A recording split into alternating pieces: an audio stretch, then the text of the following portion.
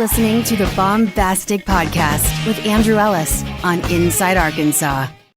What's going on, everybody, and welcome back to the Bombastic Podcast presented by Inside Arkansas, hosted by Andrew Ellis, the #1 sports podcast on the planet for anything, but specifically for Arkansas baseball. I'm joined by my guy, Cameron Green, and thank God I am, because we got a lot of time on our hands. I don't know if you read the paper this morning, but this was supposed to be a live watch party for Arkansas versus Texas in the SEC tournament, which was supposed to be getting started right about now. It will not. Mother Nature had some other plans. Hoover, Alabama continues to be a just absolute, just the craziest weather spot in the world. It's either 98 degrees and sunny or it's the worst storm you've ever seen. Looking like it's the latter here today. We'll see what time at first pitch ends up being. We're going to get some updates, I'm sure, throughout the show. We know it's not going to be earlier than 4 p.m., which anytime they always say it's the earliest it'll be is 4 p.m., it probably ain't going to be 4 p.m. either. We also might have some Razorbacks softball, which has also been impacted by some weather here in the state of Arkansas, here in Northwest Arkansas. So I don't know what this stream is going to wind up being. Me and Cameron are here. We're going to hang out. We're going to talk you guys through this. We'll talk baseball. We'll talk softball. We could talk Star Wars if you guys want to. We could talk whatever it is you guys want to talk about in the sports world. But Cameron, it's Friday. We are to the weekend in a weird fashion. How are you doing other than not being able to watch baseball right now? I'm doing all right. I mean, you kind of wait for this day. You look forward to it, and then you're like, oh, I made it. And then it gets pushed back even more because you wanted to watch baseball. You want to watch softball. So it's a little bit disappointing that you don't get to watch it whenever you plan to. But, the next best thing is sit here and talk about Mandalorian and Grogu or whatever you want to talk about. So I can't complain too much, I suppose. Yeah, as long as we all pass the time together. And so it's going to, maybe wind up working out. We'll see what this stream winds up being, what the audience participation is like. But this is, of course, live, by the way. And, of course, the worst part about this is that this comes on a day where we also didn't have Inside Arkansas Live. We had kind of a little bit of a weird version of that. John had some business to attend to. Curtis had some business to attend to. I had no business to attend to, but we had this thing scheduled here later today, which was supposed to be this awesome, watch-along party. So it's just been, honestly, a disaster of a day from a planning standpoint here at Inside Arkansas HQ. I was actually thinking about this about 15 minutes ago as I was getting back from my Sonic run of things just, they never go according to plan. And I think people that follow what we do and kind of follow along with our content notice sometimes that we have to just kind of adjust on the fly. Obviously, sometimes we're traveling, whether that's going to see the teams in the NCAA tournament, going out to the West Coast, flights, Airbnbs, on location, whatever it is we do. We always have these moments where just nothing goes according to plan, and we kind of just have to wing it a little bit. Thankfully, we're able to do this from the comfort of our homes, and we're not like at some dive bar in Arlington trying to figure out how to get our internet to work or anything crazy like that. But it's just kind of another one of those moments where it's like we just kind of have to adjust on the fly. And the thing that's cool about what we do is, one, we have just the fan base kind of follows us wherever we go, whether that's around the country or just whatever times we tell them. They show up, they hang out, they love their Arkansas baseball, and we got some time to kill. And so we're going to do it. Softball should get started around 4. So weirdly enough, this actually might wind up being a little bit of a softball watch along, which, I'll be happy to partake in. All the time, people will come up to me and be like, hey, why don't you ever do anything softball related? And it's not that I don't want to or that I don't love softball, but it's like, it's hard for me to just do something unless I'm like all the way in on it. The things that I like, they're things that I'm obsessed with. And I'm not obsessed with Arkansas softball. Not that I don't love it, but baseball's always been my thing. So it's like, I feel more qualified to speak on that. But, the circumstances do arise. So we're going to talk about some softball if that's all we got to talk about today. They are in the top of the second inning. Is that right? That's right. I'm 3-2. In your professional opinion, because you, by the way, are more well-versed in the softball world than I am, in your professional opinion, should they have just not played the first inning of that game? I think it took them about half an inning before it started pouring down, or at least that's the way it looked on TV. It really did feel like it started affecting them. They ended up, my guys and the grounds crew going out there, spreading it around, trying to dry it up. So maybe they probably should have just thought about, well, the ideal situation is they don't throw you into a game that starts at 11 o'clock in the morning anyways. So I think that's the real error of this entire thing, personally. Yeah, it is tough. And they had weird circumstances last year. I feel like they've had weather affect the NCAA tournament before. Last year, you just had the sniffles going around. Yeah. So that's just one of those things you got to deal with. And, some of the best and worst stories of Razorback history have dealt with some weather. I'm trying to think, because I remember obviously the Missouri State Regional in 2017, I feel like was one of the coolest weather moments for Arkansas baseball. They've had some weather in Omaha, but I don't think it's ever really led to anything good or bad. I can think of one. That delay against Texas in 2018. Oh, yeah, that was a fun one. That was a fun one. Where I think it was was it bases loaded when they went into a weather delay? Yes. Yep. You come back, and I remember Casey Martin. I think he had a base hit the first pitch back, and he said they straight up told him to take. They're like, hey, it's been an hour or whatever delay. Just take this pitch. He didn't, and he hit a base hit to left field, scored a couple runs. That College World Series in 2018 also got impacted by weather a little bit.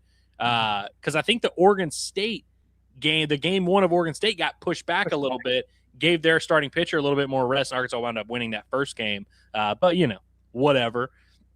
What is another one? I remember 03 football. Arkansas played Alabama, I believe it was, and there was like a 3-hour delay or something like that. They wound up winning that game. There's some good and some bad that comes with it. The Missouri State game was cool in 2017, but they wound up losing the regional. Yeah. When's the last time Arkansas has been negatively affected by the weather?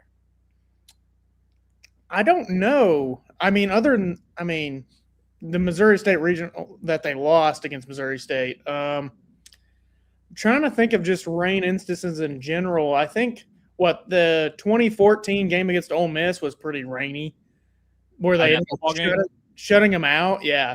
Yeah. I was at that game actually. That was fun. That was before. I was back when I was in. I guess I would have been in high school, but me and my brother came up for that one. We got our tickets the day they beat LSU 17-0 the week before. Yeah. We were like, all right, we got to go up. So we kind of just went up on a whim. That was a fun one. So, yeah, now that I'm really thinking about it, most of the weather-related memories we have with Arkansas are pretty good for the most part. So maybe this is a good thing. Yeah, maybe it is. Maybe it's just a good sign of things to come. Softball will come back and win it, and then baseball will take care of business. Hey, we are playing Texas again today with a weather problem, so maybe there's that. Yeah, there's a little something to that. I'm all for it. And so, listen, we're going to make the most of our situation. And, I was mentioning some of the times where things have not gone according to plan. Weirdly enough, that's how our relationship started with Blue Ember. Is we had a weird, tried to do a live show there, ended up being kind of a recorded thing. And in the moment, it felt like the end of the world. And, and Curtis, I love being around Curtis in these moments because he gets so frustrated. And I'm always there just kind of trying to make light of the situation. But that's how things started off with Blue Ember. And now they're like our BFFs. Now Blue Ember is and really, we knew even in the moment because we could tell we were with Peyton and we were like, oh, yeah, this is going to work out. These are good people. We're still going to keep this thing going. And, it's turned out to be a really cool thing. And speaking of Blue Ember, they are going to be one of our official post-game sponsors of the Bombastic Podcast now throughout the end of postseason play. Blue Ember Smokehouse is a family-owned smokehouse specializing in handcrafted barbecue. From tender brisket to home-cooked sides, you'll find a hearty meal for every member of the family. And Blue Ember also caters any events, weddings, parties, business meetings, any gathering where a group of people need to be fed amazing barbecue. Blue Ember has you covered. And as, of course, you guys know, we're there at the Rogers location at the first Wednesday of every month. They got locations in West Little Rock, Hot Springs, Jonesboro, Fort Smith, Rogers, and Texarkana. And you can contact your individual stores for more info and specific pricing. Thank you for supporting your local Blue Ember Smokehouse. I always like hearing a story. Because we've got a lot of people in the chat that come from all kinds of different places. We've kind of gotten them all marked off. We've got our bingo of people that have tapped in of people that, oh yeah, I love the Texarkana Blue Ember. I go there all the time. I've been to the Hot Springs one. I know some people that have gone there. The Jonesboro one, we've had some pop there. I'm trying to remember, have we had anybody go to Little Rock Blue Ember? I feel like there has been. I don't remember specifically, but I do feel like there has been somebody in the chat watching from the Blue Ember in Little Rock. Yeah, I feel like weirdly enough, we don't hear from as many Little Rock folks. Of all the cities that we've got a little contingency in. Yeah. I don't feel I don't know. I'm sure there are some of our regulars that just don't say it, but might be from Little Rock. So a few things that we can talk about as we, again, just kind of kill down the time. And again, appreciate you guys for being here in the chat. We'll continue to run through. We'll run through the chat. We're keeping an eye. We're going to be talking with you guys. We're not just going to be talking to ourselves the whole time. But Cameron, I didn't get to talk to you. I guess the last time I spoke to you on camera officially was after Arkansas finished up their game against Tennessee, and we knew they were going to play Texas, obviously, but we didn't really talk a ton about that matchup. After sleeping on it for a little bit, thinking about it, and now knowing that they're not going to start Dylan Volantis for some reason, but he's going to pitch in relief. I don't know, weird situation. How do you feel about the matchup? One, just from like a rivalry standpoint, but how do you think the Hogs will fare when this game does eventually take place? Well, I think just about everybody that's an Arkansas fan knows that they just grew up hating Texas. Like, it's in your DNA. Like, my parents would be like, oh yeah, I hate that burnt orange, makes me want to throw up. So from the time you're born to the time you die, you end up hating Texas. I'm glad it's back, because really for most of my life, I didn't get to see that rivalry because in the SEC, they were in the Big 12. So it's good to finally have some examples of, you can really feel it. Like, I went to the Texas Bowl that we played in Houston in 2015, where we ended up whipping them. Standing outside, their Texas fans saying AU sucks. I'm like, I'm just not going to correct you, buddy. You just don't know what you're talking about. So I'm going to leave you looking stupid. But that was a heck of a game. I remember that. It was a lot of fun, and that's almost your neck of the woods. You go to Houston often, don't you? Yeah, I don't go as much as I used to whenever I lived in Louisiana and was like right there. But yeah, I've spent a lot of great times in my life in Houston. My brother still lives there.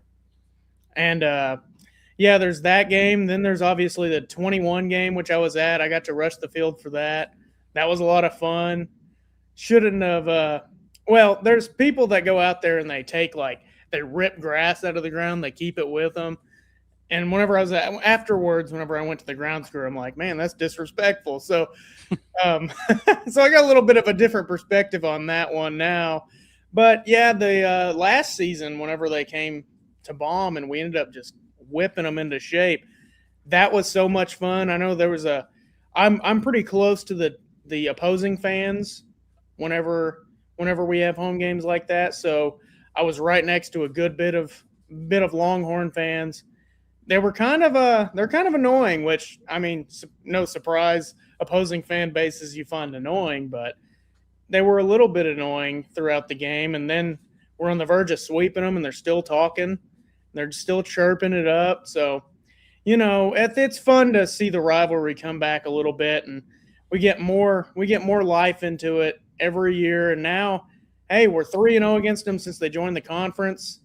We're 3-0 against them in basketball as well. I think we're just 0-2 against them in football. So if they can step it up a little bit, we can start really talking down to Texas a little bit, jokingly, of course. But still, I think it's just a fun rivalry to have back.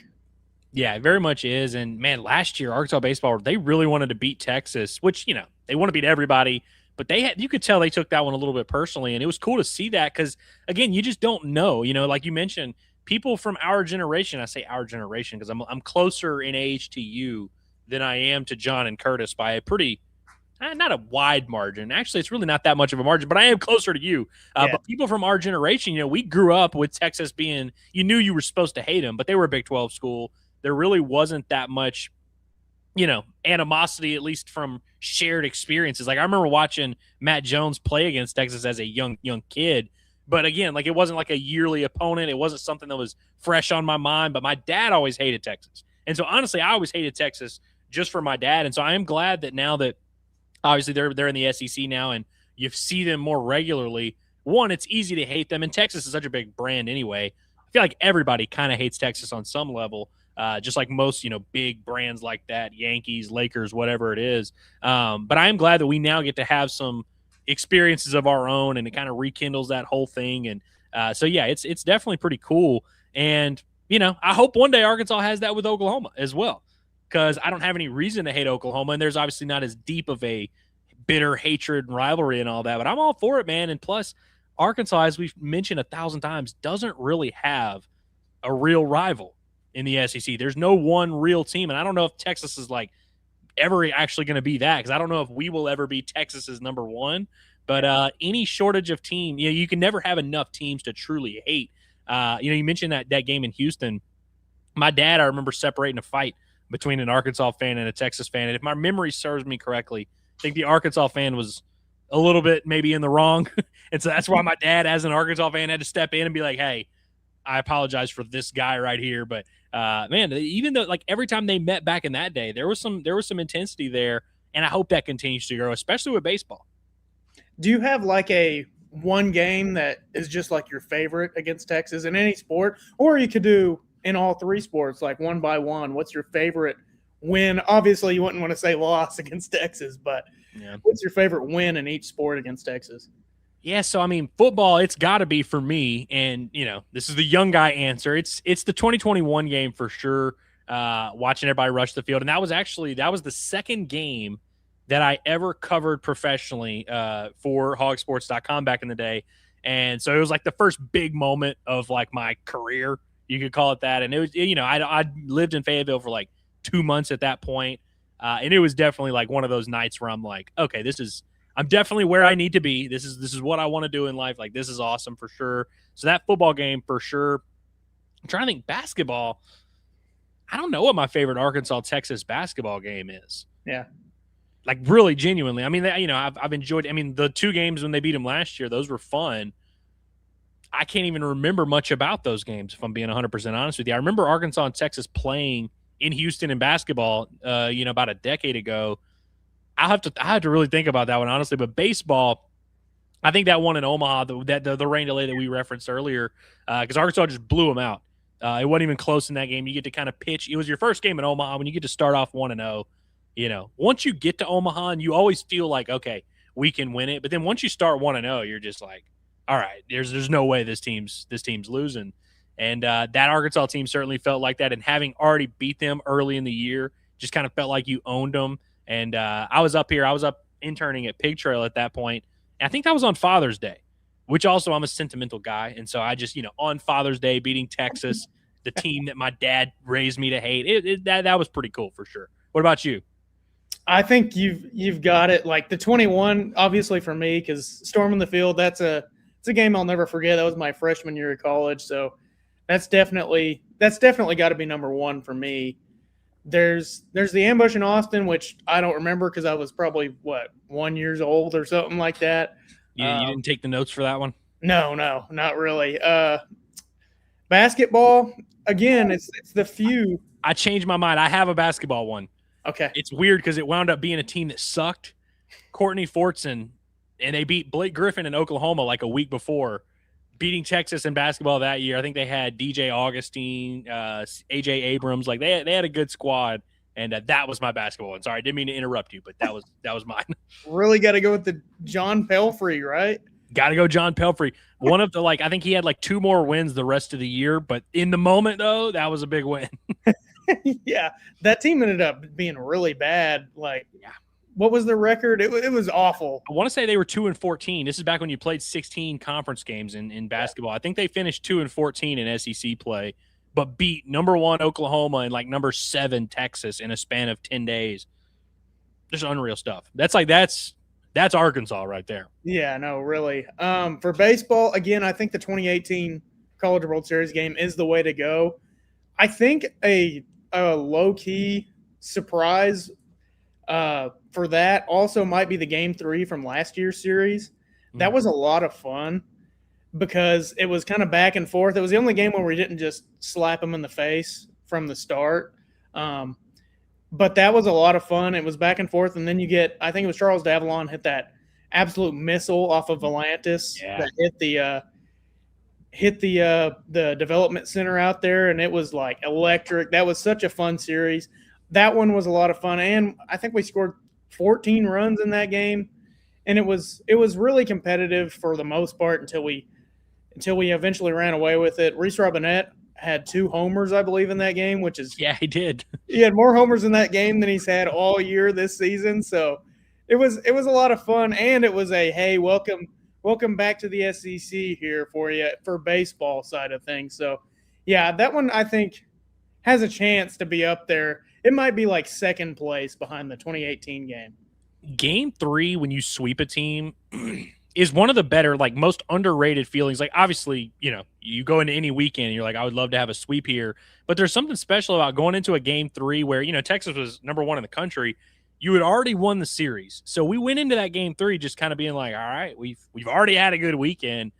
the weather's good right now. Let's just play some baseball and have fun. And then to beat them emphatically, it's such a sweet feeling that, like, you kind of, it's special. It really is. And it's, sweeps are not all created equal, because you can go out there and sweep someone and it not feel that satisfying because you were supposed to do it. Sweeping that Texas team last year, I think that's a good call. That's a more underrated one, that game 3, because of just, there was zero negative vibes at all.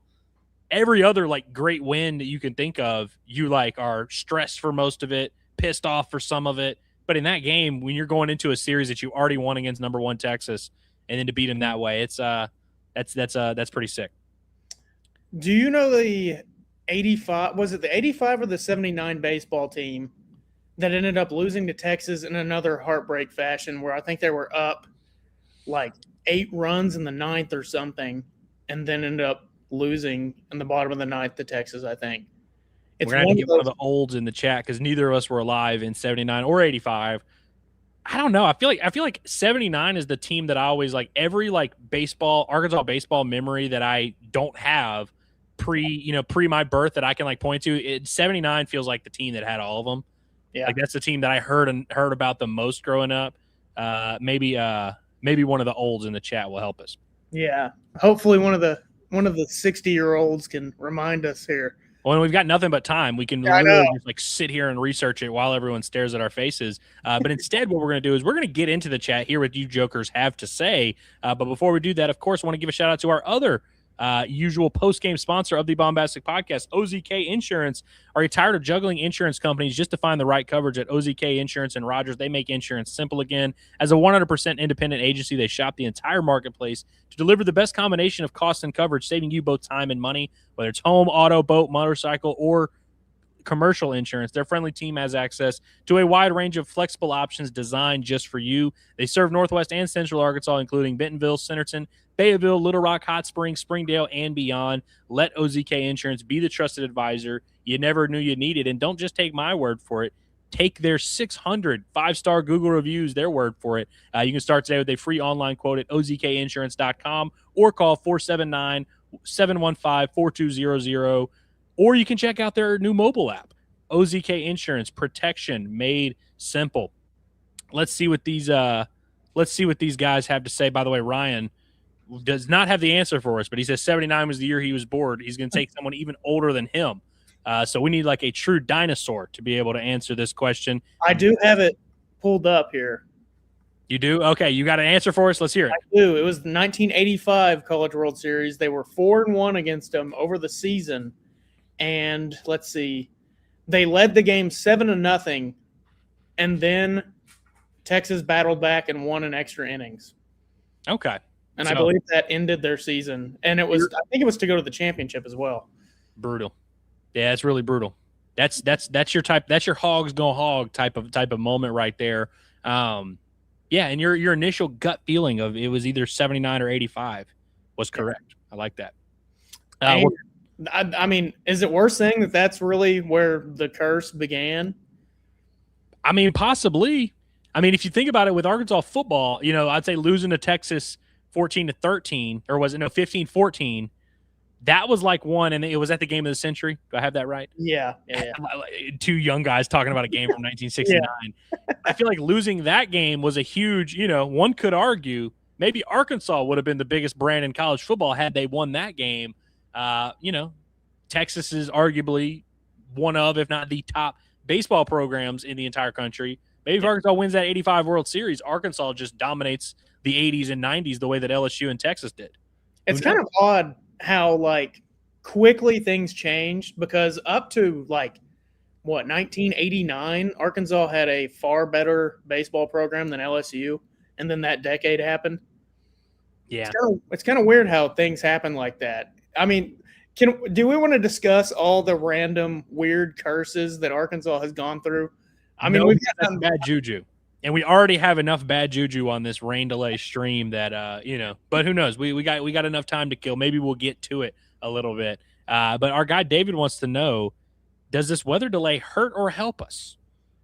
One, I don't think there's an actual answer to this, because I don't think it really. I think in this particular case, when the game hasn't started. And not only hasn't started, I don't even think the teams took the field. It'd be one thing if Hunter Dietz warmed up and got hot, and then they delayed the game. Nobody even they didn't even really start prepping for the game for the most part. And so nobody really, did anything bad. And now it's really just, all these guys right now are literally sitting on their bags eating Snicker bars. I don't think, it's just a matter of who stays locked in during that time period. So we won't know until they get out of the field. I will say Arkansas hasn't responded super well to weather delays the last couple of years. Yeah, well, the other thing is with weather delays, it's not like it affects one side. Like it'll affect everybody. So, if it affects us in a different way, that's just kind of how it is. It's just the circumstances that they've been dealt with, and a lot of teams have to deal with whenever they go to Hoover. As you said, there's often weather delays every year, it seems like. So, it just comes with the territory. Absolutely. Yeah. Well, thankfully, we got boots on the ground a little bit in Hoover to give us a little bit of a weather update. Our guy Quinn, who I believe is in Hoover. If he's not in Hoover now, he will be at some point. I think I read that. Correct me if I'm wrong, Quinn. He's at least in the state of Alabama. But he says weather should be good by 5. More so lightning concerns right now. Hoping for an Arkansas-Auburn semifinal.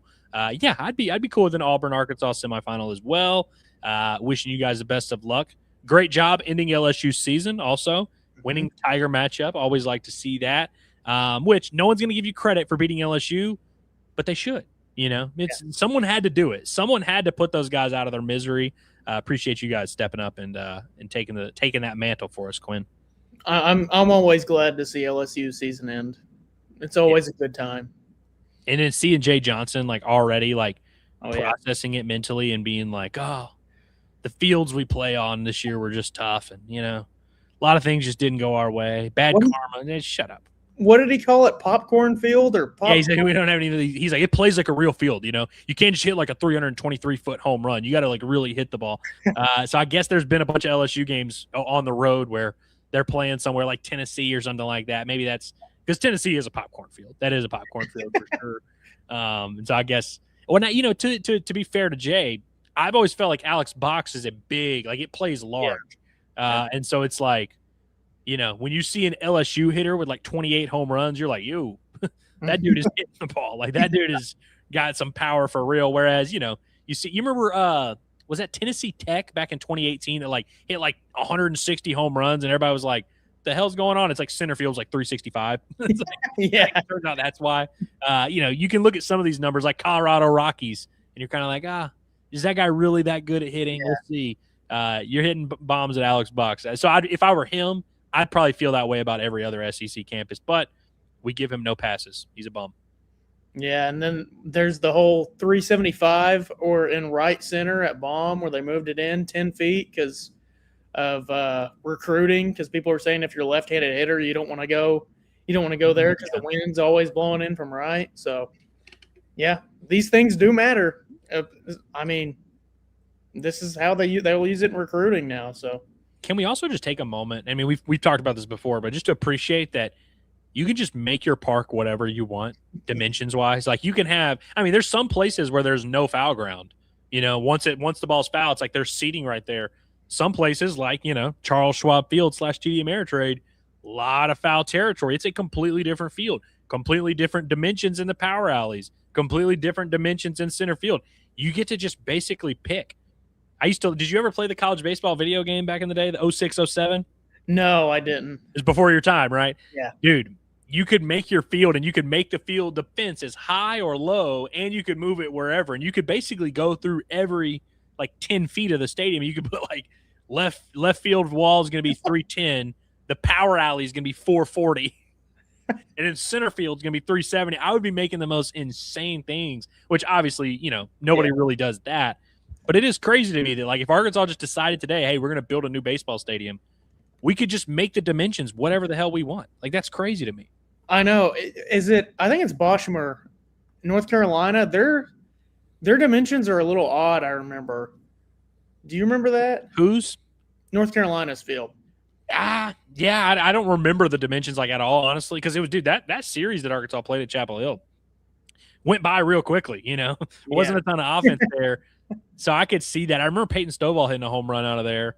And, hey, maybe we'll get an up-close and personal look at it here in a couple of weeks. I got the dimensions right here. So It's 335 down the left field line, 370 to left center, that's not abnormal. No, that's fair. 400 straightaway center, but then it's 355 to right center and 340 down the right field line. Oh, weird. So it's like the right field foul line is further back, but the power alley is like almost dead even with it. That is kind of weird. Yeah, it's a little 355 strange. Power alley and right is bizarre. Yeah. I remember whenever I was watching on TV, I was like, this is weird looking because it's got that weird – it's almost like – I don't know how to explain it, but it just looks odd when you're staring at it. It's a very odd choice that they went with. Yeah, that is a little interesting. And honestly, hey, I feel like maybe Zach Stewart could poke a few over that 355 in right field. I like that. Pearson Wade says, I think all 4 different teams in the state of Arkansas are in a rain delay across the South: Arkansas baseball, Arkansas softball, Little Rock baseball, because I think their conference tournament is in Alabama as well, right? Is it Birmingham or somewhere around? It's somewhere around there. And then UAPB baseball, they're also in a rain delay. Yeah, it is. 'Tis the season for rain delays, which is why, I don't feel strongly about like the SEC tournament being in Hoover. Like, I know there's some people who hate it, and I know there's some people who really are adamant it needs to be in Hoover forever. I don't really care all that much. Like, to be honest with you, it'd be cool if they moved around and we got to go to different ballparks, different locations. And now that I'm talking about it, I kind of probably would prefer that. But I will defend Hoover in this regard because people are always like, man, I mean, it always rains in Hoover this time of year. Like, we got to move it. I'm like, there's really not many places you can go this time of year that aren't going to have a little. I mean, they literally call it May showers. Yeah. No, they don't. They call it April showers from May flowers. May flowers. Still, springtime, as the spring goes into summer, rain happens. Like, it just kind of happens a lot of places. So I do feel bad when Hoover gets made fun of for that regard, but it is uncanny how often the schedule. Has there been a year where there was just like no shenanigans at all? It doesn't feel like it. I always remember there being rain delays, but I also remember, I think it was Dave that said it feels like SEC baseball in Hoover. So maybe there is just something else to it. I haven't personally ever had the opportunity to go, so I'm not sure. But the coaches seem to think it makes sense and it feels like it's where it should be. Well, I'll tell you, because it does. I mean, in terms of feeling like SEC baseball, it does while you're there, and it's a good atmosphere. And it's in terms of proximity for fan bases, it's not crazy for anybody other than like, I guess, A&M and maybe South Carolina. But even South Carolina, it's like really not that bad location wise. I think it's a cool little spot. It's a cool venue, like I think it's kind of built for it. I mean, you see the kids running around. There's plenty of grass for that. There's seating behind home plate. Like, it's just a nice little area there. The city of Hoover leaves a lot to be desired, is why I think you can make a real argument for an upgrade. And personally, I just like the concept of going to different parks, whether that's minor league parks, whether that's just parks that exist just for this. But I've enjoyed my 2 trips to Hoover, and I think most people that hate it, if you went to Hoover, you'd probably be like, okay, I at least get it. We don't have to have it here, but I at least get why they have it here. And that's kind of where I land on the thing. Do you like the way they do it in softball, where they move it around the SEC? No, I don't think it should be at campuses. I don't think it should be at people's campuses. I think it should be in, random. If you want to do it in like a minor league park in Mississippi, you want to do it at the Nashville Sounds Park one year. You want to do it in Charlotte one year. You want to do it, in Atlanta one year. Like, I think it should be something like that. I don't think they should go to like Duty Noble. You know what I mean? Like, I don't think even, it'd be cool if we hosted it, but like, I don't know. I don't think it should be on campuses. I think it should be at a neutral site. Yeah. As neutral as you can get. Especially whenever I was on the grounds crew and had to work it when it was at Bogle a couple years ago. Oh, that was rough. And it was rain delays, moving the tarps back and forth. Yeah, no, I'd rather not. Yeah. So you just personally are like, yeah, I don't want to do the work. I like that. Well, by the way, Hickory Hawk, we were talking about the Chapel Hill Super Regional earlier. There was a rain delay there, which Hickory Hawk says, wasn't there a rain delay at the Chapel Hill Super a couple years ago? There was, which I forgot about in the moment, like when we were talking about it. Because, again, those 2 games just flew by. Like, even the rain delay, it was like, it felt almost anticlimactic when Arkansas punched their ticket to the World Series. Because it was like, you won game 1. I don't even remember what the scores were. It was like 5-2 and 4-3 or something like that. Like, it was pretty like, not a bunch of back and forth. game one was just a pretty clean, safe, normal victory for Arkansas behind a good Connor Nolan start. Will McIntyre gave him a good start in game two, and I remember the rain delay happening at kind of a huge moment in the game. You come back, Arkansas wins, and I don't know, there's really wasn't that much controversy, even with the rain delay. I know John was there in person for it, so he's probably got some good stories to tell from that trip. I do remember there being a solid showing of Razorback fans there. So yeah, by the way, we're gonna pull up the field here in a little bit to talk about D1 baseball's latest projection, but I certainly would not be opposed to a little Chapel Hill trip. Not at all. Yeah, could go see Duke's campus and all that. Our guy Ryan wants to know: Will the weather delays? Could the weather delays affect starting? I'm guessing that meant pitching plans. I wouldn't imagine so. Now I don't know that for a fact, and I don't, they haven't posted a lineup or anything, right? Not that I've seen. I guess they'll probably wait until there's an actual confirmed game time. I wouldn't imagine it would change starting pitching plans. And it's again, like we were saying earlier, it's not like Dietz started his warm-up process and then found out the game was getting delayed. They announced this well in advance, and I would imagine the teams probably got an inkling well before. So honestly, I would imagine since before noon today, Hunter Dietz probably has had get started at 4:30, start my process then. He's probably been in that mindset. So I can't imagine it would change Arkansas starting pitching plans. Now, if they do start and then Hunter Dietz throws 2 innings and then there's a hour and a half delay, would that affect things? Absolutely. Yeah. But and by the way, I saw your mother in the chat made a good point that this is different than a mid-game delay. Mid-game delays throw everything into craziness. When it happens this far in advance, it kind of gives teams times to plan around things. And I don't know for Texas. I have no idea if they're still going to start the random unnamed guy that nobody can remember. Do you remember the guy's name? No, I don't. Yeah. Nobody. There's just no way we would find that information. There's just no way for us to know the name of this random guy with 7 innings that's starting for Texas today.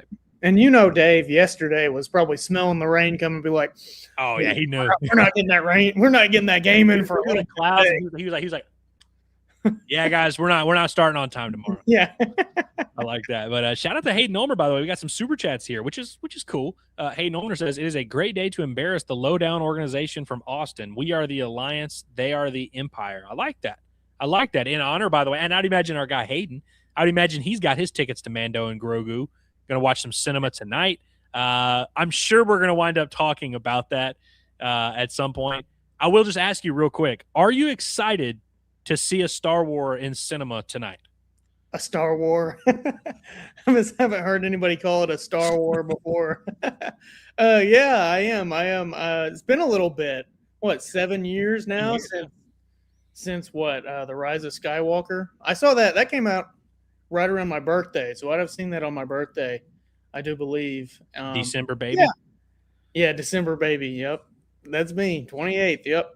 But yeah, I'm excited. It's been a long time. It's usually fun because I was a little bit too young to go see the prequels in theaters at that point. So 2015, when The Force Awakens came out, I was honestly, I loved it at the time. I still like it. It's not quite as good as I remember it, but it's enjoyable. It's a solid movie, but more or less exactly how I feel. Cause I'm with you. I guess that would have been my senior year of high school was when The Force Awakens came back. And I'd actually gotten to see Revenge of the Sith in the theater. I remember my dad taking me and my best friend John at the time. And that was back when they actually did premieres at midnight. So when I was a kid, I went to midnight premieres with my dad when I was barely even I was when you're a kid, you go to sleep at 9 o'clock. I remember going to see Spider-Man 2 at midnight, fell asleep. Went to go see Revenge of the Sith at midnight when I was 7 years old, fell asleep. But then we actually went back. That was the first, again, that was back when I was a kid. When you're 7 years old and a Star Wars movie comes out and it's actually good, it really is hard to put that into perspective. I mean, I had all the toys. I had this little General Grievous toy, this little thing that he rode on. Having the toy and then going to the theater and being like, oh my God, I have that toy. That's a special experience. And so honestly, man, I do hope there are kids out there having that experience, because I imagine there are a lot of parents who this is their first time being able to take their kid to a Star Wars movie. I mean, say you had a COVID baby who is now 6 years old, this is their first Star Wars movie. And so I do hope that there's at least some people that get to go out there and enjoy it. And dude, I remember for 2015 that Force Awakens, it was cinema. It was special. So in the excitement, and this doesn't feel like that. I'll just tell you, it just doesn't. It didn't feel like there wasn't a buzz in the theater necessarily. I did enjoy it, and I'm sure we'll talk about it a little bit more in depth. But yeah, it's definitely like not going to transform your worldview in any way, shape, or form. But I do think you're going to have a good time, which I did. That's kind of the idea when you go to the theaters anyway. Did you get just turn off your brain and have a good time? That's all there is to it. Yeah, I know. And then I've got to go see Obsession sometime next week. I really do. But were you old enough to get the little cups with Jar Jar Binks on the top of it? Oh, dude, we got all of that crap, bro. We would go to Burger King. I didn't even like Burger King, but we'd go to Burger King and get the little Happy Meal too. Yeah, I had all the Pez dispensers, all of it, bro. I remember I got a few of those at a yard sale one time with my grandma. We'd go there on like weekends or whatever, and she'd be like, let's just go to yard sales all day. So that's what we'd end up doing like Saturday mornings. And we found a bunch of those. We just got them. This was 15 years ago or something when I was real young. But yeah, it would have been funny if it was last week, wouldn't it? Yeah. But I think the only midnight showing I went to was the Jaden Smith Karate Kid movie. Oh, wow. And I fell asleep. Yeah, it's the stupidest. I think that's why they stopped doing it. Because, like, they started doing it now. It's just the day before, which I do appreciate. Because I think they were just like, yeah, this is a stupid concept. You've got a handful of nerds, but then a bunch of kids that are just falling asleep. We got to switch this around. I thought you were going to say because of the Jaden Smith Karate. Oh, no, I just meant just because, like, so many of us fell asleep during those. And I mean, I imagine we're not alone. I remember going to see that Jaden Smith Karate Kid movie. It was a good time. Yeah. By the way, we got some bad news here from Quinn. Our boots on the ground weather reporter says our game may not start till 6 now, which means it'll be a late night for us Auburn fans. Now, I will say, if I could be honest with you, Quinn, I wish I were in your shoes because it's fun when it's like 11:30 and you're watching a baseball game and it's kind of a unique thing. It's not fun whenever you have a live stream scheduled for 3 p.m. and then you end up just kind of playing around for, 2 hours, maybe even more than 2 hours. We'll see what we end up doing here. It's probably just going to end up being just a 3-hour pregame show, I guess. They're lucky they're not playing LSU that late because that's when they win. Yeah. Oh, yeah, I was boots on the ground last year when Arkansas – and that was fun, by the way. I went to the casino right after. It was great. But, yeah, now even Arkansas lost the midnight game or it literally was like – I can't remember what time it actually was. Do you remember what time it actually wound up starting? It was like 11 p.m. It was something like that. It was definitely late. Yeah. And it almost went into extra innings. Or it did go into extra innings. That was game one, right? Yeah. Ended like 5-4 or something like that. So that's maybe it didn't go into extras, but it ended via walk-off. I do remember that. Mm-hmm. Yeah, it was a fun night. Kind of a tough result. Which kind of wound up being, what's the term I'm looking for here? A prophecy for how the season was going to end. Yeah. But it was still fun to be watching baseball at midnight. I'd much rather be watching baseball at midnight, if I'm being honest. So Quinn, if you want to tell your guys, we'll switch our game times around if you want. Y'all can take game one. We'll have 100 each throwing at 11:15 p.m. Yeah, definitely. Our guy John's in the chat with his profile picture from you're early. You were probably like 12 years old during that picture of John Neighbors right there. But I like that. He says, was in the student section for the Fort St. Texas win. Truly thought we were back to the Nolan days in that moment. Yeah, no, it's like, it's kind of sad looking back because it's like, you see how the season played out. And it's like, dude, obviously that team sucked. All they had was a 5'7" point guard that couldn't shoot and Mike Washington. Like, obviously they weren't going to be good. But in the moment, when you beat Blake Griffin and you beat Texas, man, that felt awesome. I went to the Blake Griffin Oklahoma game and they gave out these little towels. And I remember hanging it up in my room and me and my brother got like a little Microsoft Word and typed out Arkansas basketball is back. And we like had it put up there. Arkansas basketball was very much not back. But again, in the moment, you felt that way for sure. It's kind of like the Texas moment after winning. I think which bowl game was it? Like the Peach Bowl or something against Georgia. And what was his name? The quarterback from Texas. It was, everybody makes fun of it now, but it's pretty funny. He's like, we're back. Sam Ehlinger. Was that Sam Ehlinger? I think so. I believe it was. Yeah. That was good stuff right there. There's nothing better than thinking you're back when you're not back. And Texas, nobody's had more we're back moments than Texas. So it's kind of funny that Arkansas had one against Texas because for college football, they had like a 7-year stretch. At least that Sam Ehlinger team actually accomplished something. They would beat like Notre Dame week 1, and people would be like, are they back? And then they go 6-6, like Charlie Strong era type stuff. So, that's all. It's always tough to be on the other end of it, though, where you think you're back and then clearly you're not.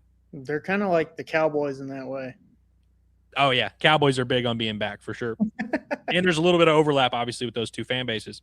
Mark Rock says, has the softball game been postponed? It got postponed. So they were in the middle. It was like 11:45 this morning. Yeah. Or I think it maybe like 11:50 when they officially postponed. They were in the top of the second. Arkansas down 3-2.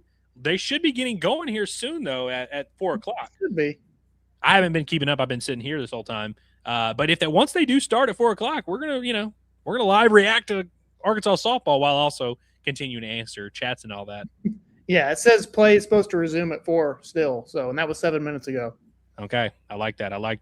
And then Quinn with another super chat. We appreciate you, man. He says Jay Johnson's stall tactics in the 9th inning were ridiculous. I've been here all week. Was right behind home plate Wednesday night. Gave LSU fans hell. I trust that you did.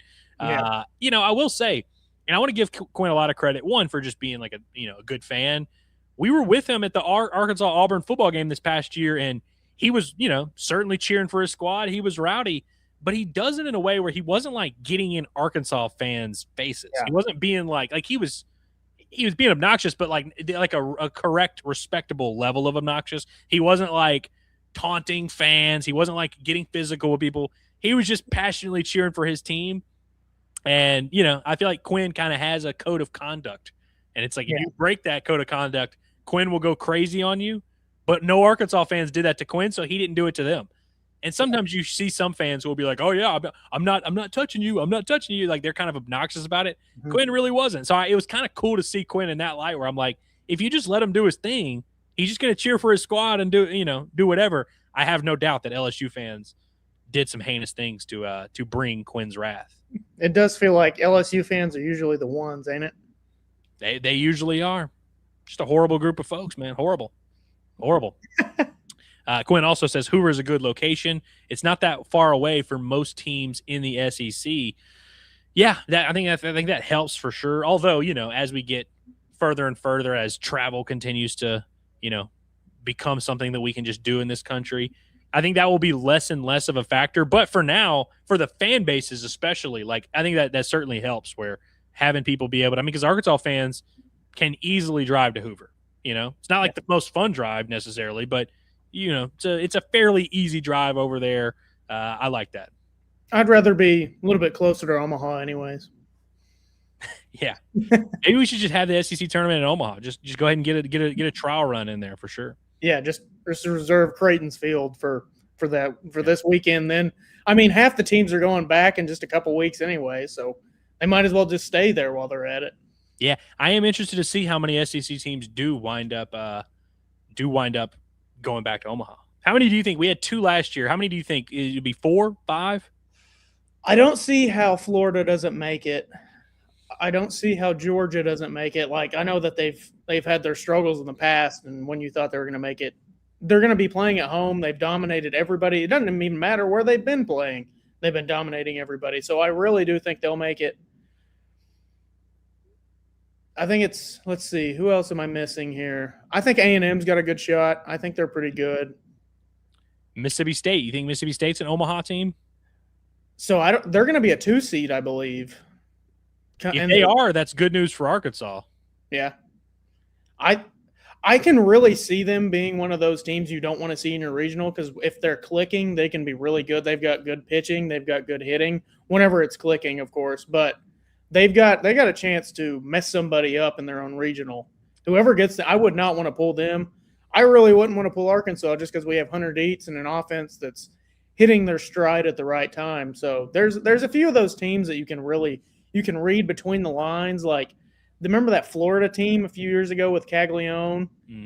Oh yeah, that was and that you knew they weren't going to host, but it's like you knew also that they were getting hot at the right time. Mm-hmm. By the way, shout out to Razor Pig on the Discord, Razorpig256, great chatter in the Discord. He made a great point today talking about Mississippi State because, no matter where you look, and again, we'll pull up the NCAA tournament field here in just a second before we get going on the softball game. Mississippi State, everyone is just determined for a while now that they're a host no matter what. Yeah. And their metrics, if you look at RPI, it's in a much better spot than Arkansas. And I mean, even the DSR and stuff, I think they might even be top 10 in one of them. They probably have the metrics to do it. They have not performed great against big teams, like actually good squads. They pretty much beat all the bad teams and lost all the good teams, which is nothing wrong with that. But it's like, it is crazy how they are like no doubt locked into host. And he was pointing out they're very similar to Bama last year. Bama last year was 16-14 in the SEC, went 4-6 in SEC series. Their RPI was between 10 to 15, and 3 of their 4 SEC series wins were against unranked opponents. Yeah. Very similar to what Mississippi State has done this year, yet Mississippi State, and by the way, that Bama team did not host. Even though they had a really good RPI, the committee looked at it and was like, oh, did you really actually accomplish anything? Similar to USC, where they have a great top 10 RPI, but if you look closely, you're like, wait, you haven't actually beaten anybody? It is interesting that, again, I think a lot of people that do these things for a living, and I'm not trying to knock, anybody, especially the ones that really do it, like D1 baseball, those guys do a great job. They do a lot of homework. But I think a lot of times they make these decisions weeks in advance and then just never think about it. And I think if you really look closely at Mississippi State versus Arkansas, Arkansas's beat them head-to-head, has the better conference record, has far more quad 1 wins, went 7-3 in SEC series compared to 4-6. 7-3 versus 4-6. Now, I know Arkansas got swept at home, but it's like, it's crazy to me that we can't even have a discussion about Arkansas and Mississippi State. I do think that's a little interesting. Well, I also think that Mississippi State got swept at home twice. Yeah, because they got swept by Georgia at home. And Tennessee. Yeah, it's brutal. I don't know how you can put those two together and just say, here, look at the RPI, though. Yeah. So. Cameron, do you have your Bet Saracen Sportsbook app handy? I can have it handy. Hold on. You can have it hand logged in? What? Yeah. Well, I just was, just giving you a little subtle tease real quick because I do actually want to take a look at some of the Saracen specials for Arkansas's baseball game against Texas today. And, of course, Bet Saracen, the #1 sportsbook in the state of Arkansas. And new users can get $250 instantly with a $25 bet if you download the Bet Saracen app by clicking the link that is on the screen right now, scan the QR code, or click the link in the bio and use the code INSIDEAR250. You will get $250 instantly when you place your first $25 bet. Bet Saracen, the #1 sports betting app in the state of Arkansas. And, if you need some suggestions, here we are to offer them to you. And so usually these are the double R props. There are so many options, dude. It's actually mind-blowing how many different options they are. Not only are there a crazy amount of just the double R player props, you've got team props, you've got combined props between both. You've got first home run, first hit, team with the most runs in an inning.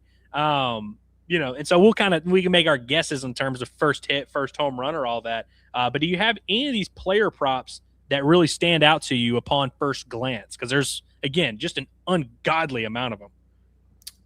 Cam Kojal over half extra base hits and over a half runs batted in. Ooh. I think that's a good one.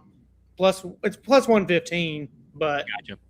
Just basically Cam Kojal get an extra base hit. Yeah, extra base hit. I feel like he's done that just about every game the past 2 weeks, it feels like. So I think that's one that is a good chance of cashing in. There's a lot of Cam Kojal bets, which, by the way, I want to talk about Cam Kojal for just a second because if you really think about it, he might be the most consistent hitter in terms of just per game throughout his tenure at the University of Arkansas. There aren't many hitters that we've had, and we've had some damn good ones. We've had some ones that have been first-round picks, guys that have done crazy things, had crazy runs. There's really not many that have been as consistent as Camden Kojal throughout his 2 seasons at Arkansas. In fact, I think he has a higher OPS in his Arkansas career than any of the first-round picks of this decade. Even higher than Andrew Benintendi for his 2 years at Arkansas. Now, his freshman year wasn't as good as a sophomore, but it's and then obviously someone like Vahiva was really, you could argue Vahiva was at a higher level by the time he left Arkansas than Cam Kojal is at right now. But his sophomore year at Arkansas was just pretty good. Camden Kojal, 333 with 15 home runs last year. Now he's hitting under 333, but he's still hitting over 300. 18 home runs, top of the league in doubles. The slugging percentage is like 630, something like that. Like, there's really not that many people who have done some damage like that. You could also get Kojal 2 hits and a run scored for plus 150. There was one I saw. If you think he's going to have a double and a home run, that's plus 600. You've also got Camden Kojal over 0.5 sack flies and over a 0.5 hit by pitch at plus 900. The options are kind of insane here. And there's some like super long shot ones here, like TJ Pompey to steal a base and hit 2 home runs at plus 1,400. Let's see, we got some Zach Stewart. How about Zach Stewart? Yeah. Extra base hits, 2 runs batted in, plus 900. He did that last game. What do you think? First pitch, ball or strike? Ooh, what are the odds looking like? Minus 190 for a strike, plus 105 for a ball. Ooh, I kind of like that ball. Yeah. Well, also, is Texas the home team, I presume, here? I would say so, but I could be wrong. Yes, and listen, we don't even know the name of this guy. You sure he's going to throw a strike right off the bat to Damian Ruiz? I don't know. Now, Damian Ruiz does like to swing, so that could be a little bit of a factor. He does like to swing at a pitch over his head. He likes to swing at that first pitch pretty often. So, how about a little team prop here? Arkansas over 1.5 home runs and Texas over 1.5 home runs as a team. That's plus 200 for there to be 2 home runs on each side. Did that happen last game, or I guess there was maybe just the one? Because Arkansas hit like 4. Did Tennessee? Maybe they didn't hit a home run. I don't think they did. Oh, damn. So it wouldn't have hit last time. Arkansas just did hit the 4 by themselves. Yeah. Ooh, now I'm seeing some. Okay, hold on, wait a minute. I found a new page. How about Micah New and Nolan Souza, 2+ combined stolen bases, plus 750. I like that. Plus 750 for 2 stolen bases, just 1 apiece for Micah New and Nolan Souza. We've also seen those guys have 2 by themselves in some games this year, so that is possible. You could go Damian Ruiz and Micah New, 3+ combined RBI, plus 425. Okay. Or Zach Stewart and Micah New, 3+ combined RBI, plus 350. These are some interesting things here. Zach Stewart get that by himself. Yeah, exactly. I also I think Ryder Helfrich is going to drive the ball at least a couple times today. Like, I think he's due for a home run for sure. He gets pitched around so much. I think he's going to be in a situation where they can't pitch around him and he's going to run into one. You can get Zach Stewart and Ryder Helfrich 2+ combined extra base hits. So again, either one of those guys could do that by themselves. Plus 325. I like that a lot. And if they do throw Volantis, I like Ryder to get something off of him. Yeah, I like that. All right, well, let's get to a few more chats because I'm seeing some super chats roll in from a couple from Quinn, but also from our guy Hayden Ulmer, who did say, by the way, he saw it this morning. I think he said he took off work to go see Mando and Grogu, which that's a respectable move. I love that. He says Texas fans are just LSU fans with more money and unearned confidence. Would you agree with this assessment? I think LSU fans are more just rude most of the time, it feels like. I think Texas fans are more arrogant. Yeah, a little bit more pretentious crowd, just a different style of fan a little bit. And I will say, whenever I do have Texas fans showing up on my feed on X or Twitter or whatever you want to call it nowadays, they are not usually saying the smartest things I've ever seen. So you saying they got some dummies? Yes. Interesting. Good amount of dummies. Well, Quinn says LSU fans got on my nerves in the 9th when we were winning, and that's when I called them bums and threw the L down after the game and said, have fun at home, losers. I feel good about our chances to make Omaha. Well, I like that. And, yeah, you should feel pretty good about Auburn's chances to make Omaha. For sure going to be a national seed. You got the pitching. The offense is not going to be, blowing anyone away, but you got more than enough. You got some older guys in there. I think Butch Thompson has made a career doing more with less for the most part. And this year he doesn't have less. This year he's got some options. He's got some dudes. I think Auburn, as long as they, nothing weird happens, it would take something weird happening for Auburn to get popped at home, I feel like. And you're going to be at home for the next couple of weeks. And you don't have to deal with, well, we don't know that yet, but you hope you don't have to deal with Coastal again. Yeah. Although Coastal, did Coastal just lose recently? I think so. You mean like in their conference tournament? Yeah, in the conference tournament, which they're obviously gonna make the tournament no matter what. But yeah, they seem like they could be. That's also a 2 seed that I wouldn't necessarily want to see, by the way, because they've got Fluky back, and he's just kind of waiting in the wings to face someone in a 1-0 game. I would not want to see Coastal, honestly. Coastal's usually like the team that if they're hosting or a national seed, you want to go there. I wouldn't want them as a 2 seed though, in a weird way. I'd love to see them end up in one of like Georgia's regionals or something like that, because the one thing about Georgia, they just don't have that one guy. That's why I don't think Georgia's going to win it all, is because they don't have that ace that can just shut somebody down that you feel like really is that good.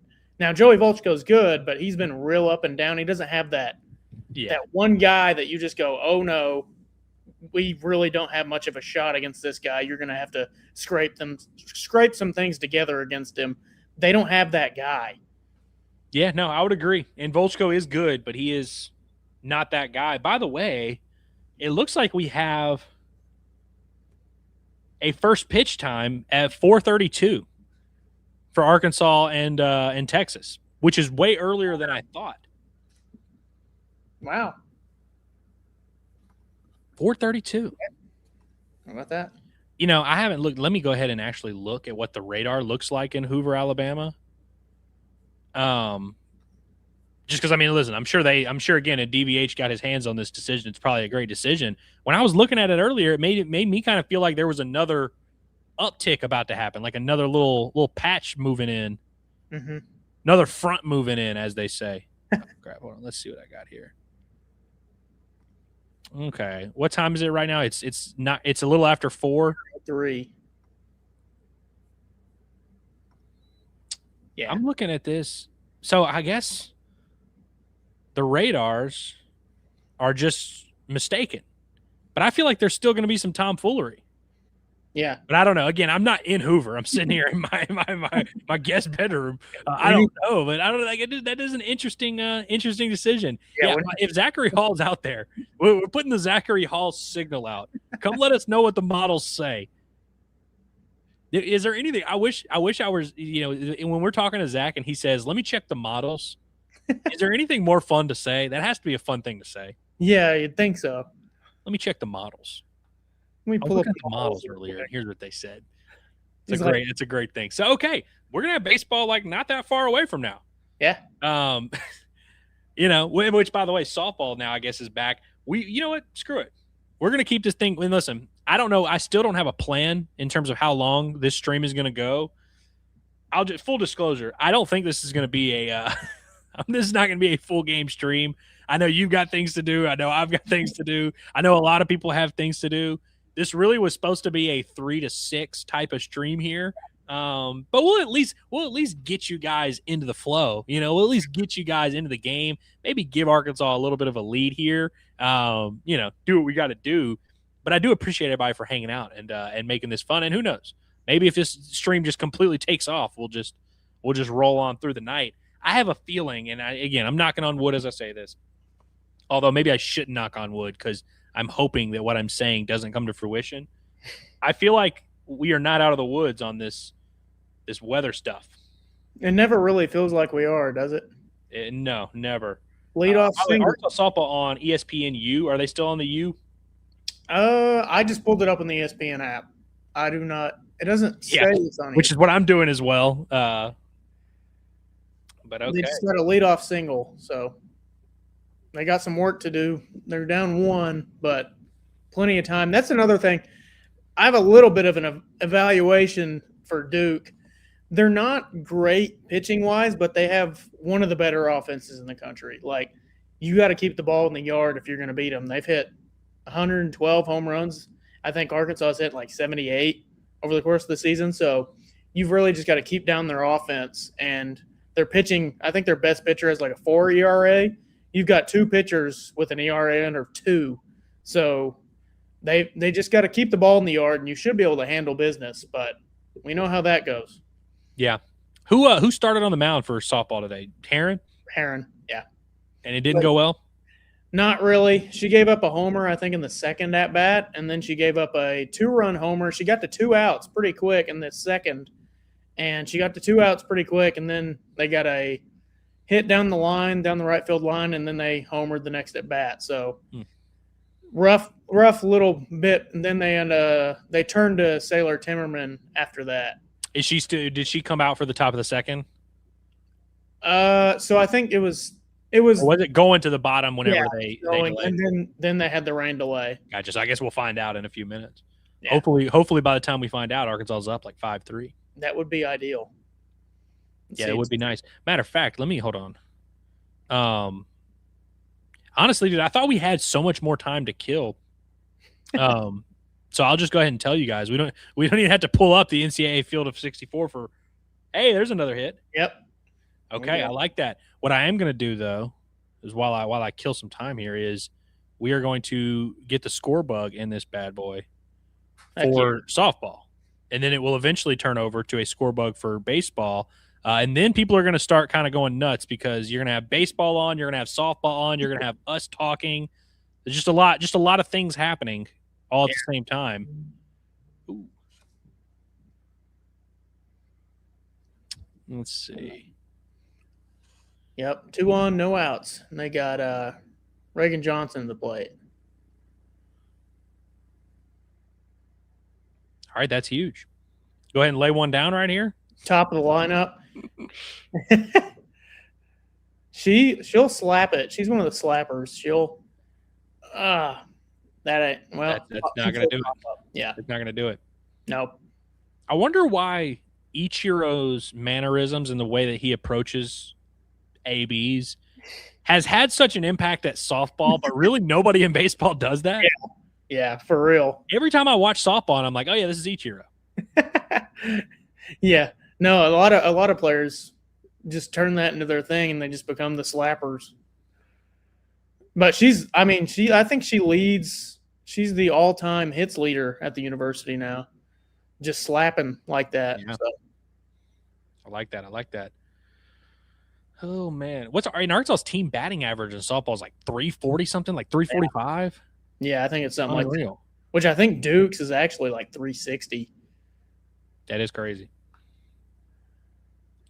Brinley up. Okay. She can. I just saw 0-2 happen. Is the score you got up there the live score? Is that live? Because that's a good bit behind. How behind is it? Well, it's bottom of the second, and it's top. Oh, it has. I don't know why. So hold on. I was looking at that earlier. Yeah, so I guess it just still has. That's extremely behind. Because I was getting thrown off by how it said there were 2 outs, and I'm like, damn, how did I miss that? Yeah. Let's see. What do you think of this? Stephen asked, do you think our offense could fit in Omaha, or is that stadium too big? Could our offense fit in Omaha? No, I mean, listen. I think it's a little bit of it's not a misconception that like Omaha is big and it affects things, but it's one of those things just like the rain delay where it affects everyone. And so, yeah, are there a few home runs that Arkansas hits that wouldn't be home runs in Omaha? Sure. The vast majority of them, though, would just be like doubles. Yeah. Now you do have your occasional like pop-up that just kind of floats out. And so like those balls turning into pop-outs, that'll affect you a little bit. But like, like some of the home runs that you hit, I mean, like the ones they hit like yesterday or Wednesday, we're talking 434, 427, 423. No matter what park you're in, that's a home run. But also, yeah, like it's gonna be. We'll fit in there for sure. Yeah. And so yeah, even if you have balls that are like 105 off the bat, that maybe they're not home runs, they're just doubles. I don't think that's I don't think it's gonna affect the way that we approach the game. You know what I mean? And listen, Now, if you get into a 3-2 game in the 7th inning, maybe Arkansas will play a little bit of small ball. And the biggest, you guys aren't going to believe me when I say this. Every single year in Omaha that Arkansas goes there, every single year, they play some form or fashion of small ball. They will bunt a guy over. They will they will steal a bag here and there. And by the way, this team is actually more equipped to do some of that stuff. Now, they don't sack bunt a ton, but this team has more stolen bases than any Razorback team going back to like 2015 or something like that. Like they've stolen a ton of bags. Got 4 dudes in the lineup who are right around 15 stolen bases. So I mean I feel like this team's actually more equipped to deal with some of this stuff than some Razorback teams we've seen here lately. Now they do like to hit the home run ball, but really Arkansas wants to hit. They want to get barrels. It's all about getting barrels. And if those barrels lead to a double down the line or a base hit right up the middle or a home run, cool, But it's like I think if you're approaching baseball the right way, you're trying to hit the ball hard. You're trying to barrel the ball up, and so that's never gonna you're not gonna change that.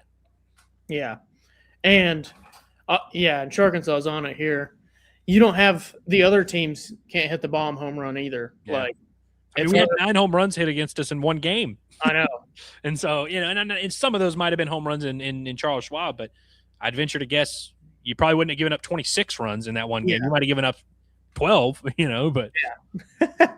Yeah, no. And that's another reason why I think – and Georgia could just prove me wrong and go and win it all. I just don't think they're going to with the pitching, like not having that dominant guy and then the offense that's really reliant on hitting the ball out.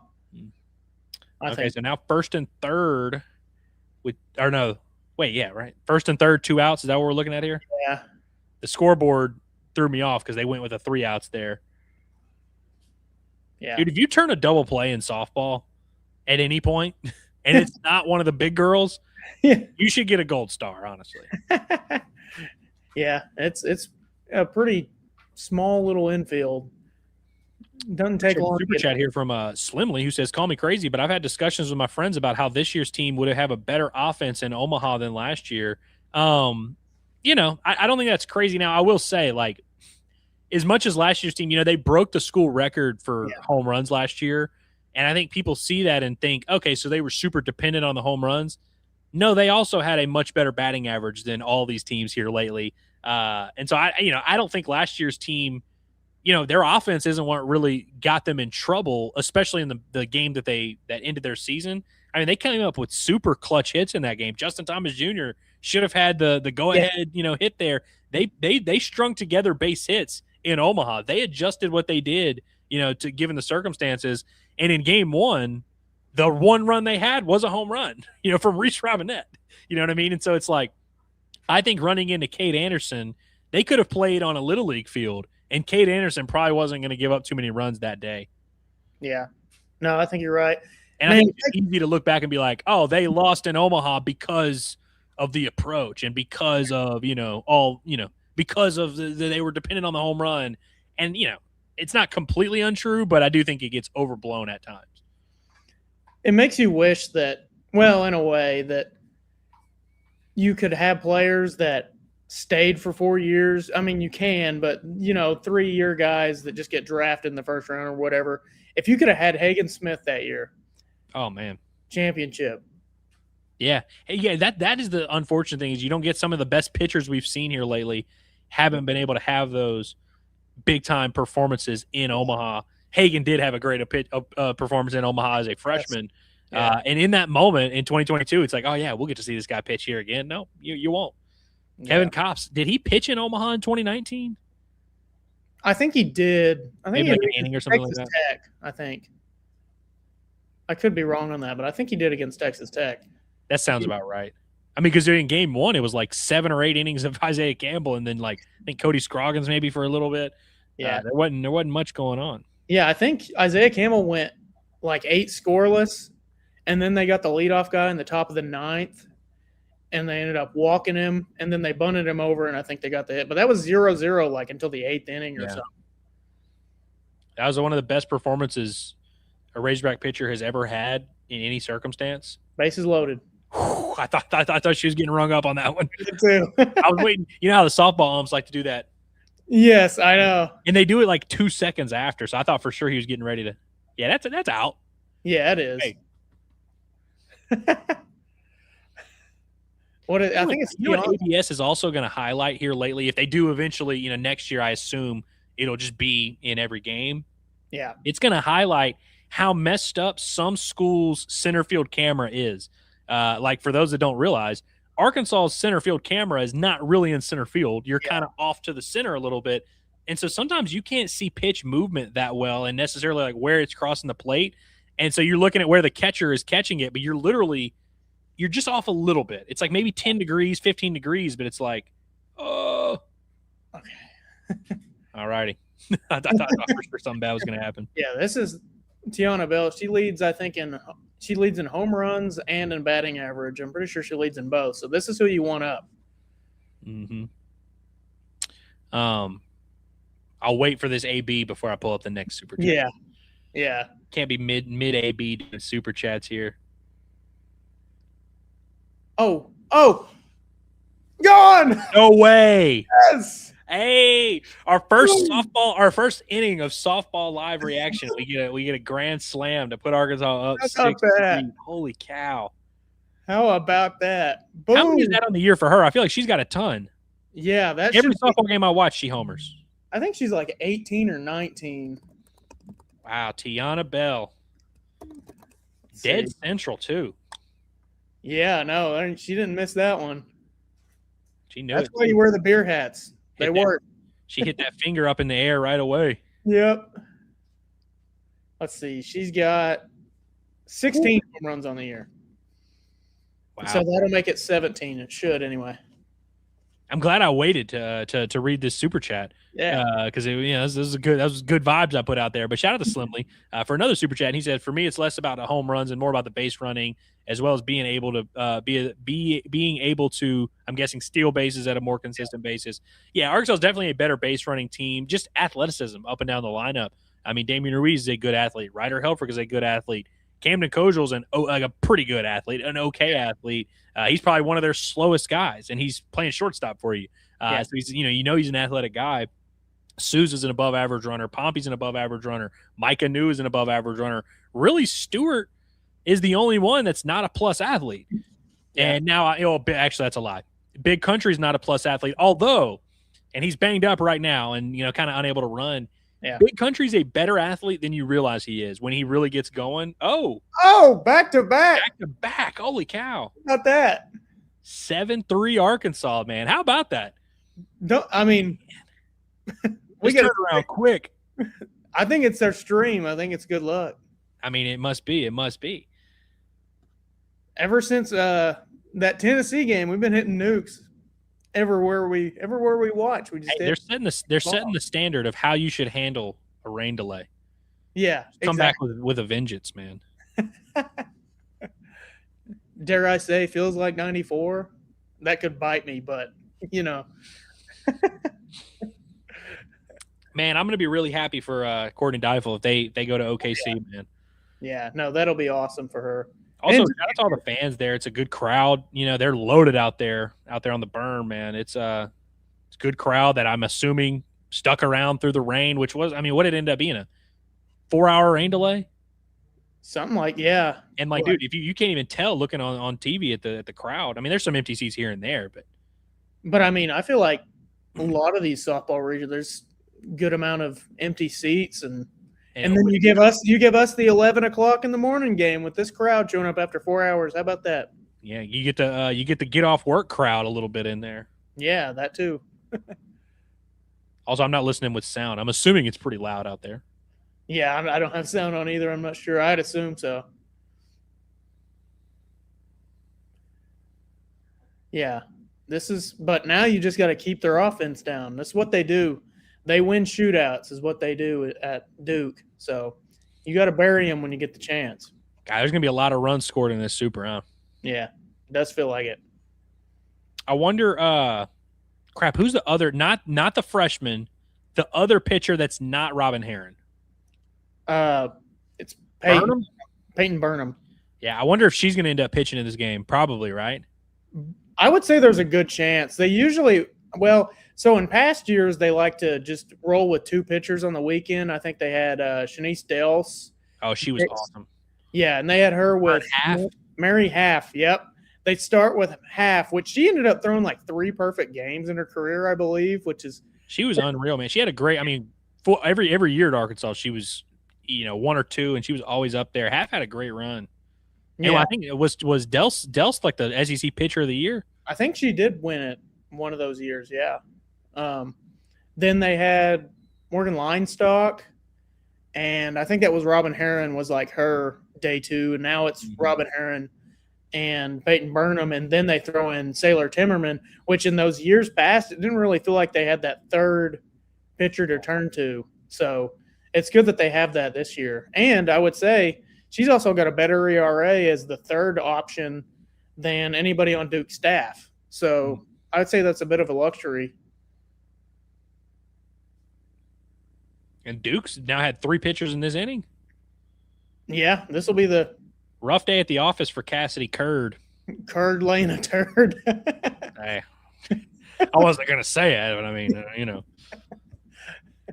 Jeez, man, that's tough. And how about Mississippi State beating Oklahoma in game 1? Oh yeah, I did see. I saw Oklahoma was down. I didn't know if they were still down. That's interesting. That has to be their first home loss in a regional or super in a long time. By the way, I think I missed this super chat earlier from Quinn. He says D1 baseball doesn't even have it right. They put Bammer ahead of us, even though we are ahead of them in every metric. Think we have a top 6 seed locked up. I would imagine so. I'm surprised that Bama is above Auburn. Yeah, and I mean, not that the SEC tournament means all that much, but they did not look very good yesterday. Oh yeah, they get run ruled by Florida. Yeah, they got and I think Faye ended up getting a little bit touched up too. Quinn also says Coastal ain't the same as they were last year. Well, I would agree. I mean, they were in the national title series. They're probably not that good. And yeah, I definitely don't think they're like a threat to win the national championship by any stretch. But I do think they've settled into this range where, like, if Coastal were a host, I would be wanting Arkansas to go there because I'm like, oh, I think we could beat them. But as a 2 seed, if they're in your regional with potentially a rested and healthy, another base hit, Cam Flukie, like that's a tough matchup. But I agree, they're definitely not like a threat to win it all at all. And in that, he said the high-powered offenses will struggle in Omaha. We get to Omaha, it actually sets up nicely for us. Yeah, I do, and that's why, like, when I said it the other day, the 2024 Arkansas team that couldn't hit at all and wound up losing in a regional, everyone thinks it was because of the offense. They lost because they lost to Hagen Smith start. Yeah. And that's what you couldn't afford to do. But I feel like if that team had gotten to Omaha with Hagen Smith, they were going to be a little bit of a factor there. And Auburn's three-headed punch there. I feel good about all their starters to get them through. If they get to Omaha, get a little bit of a bigger park, they're going to be tough. Not many people are going to be able to match them from a pitching standpoint. That's why it's so good to have that 1-2 punch, because it's really just the regional format. Because if you lose one of those first 2, it just kind of feels like it's such an uphill battle to come out of that loser's bracket. It's just so hard.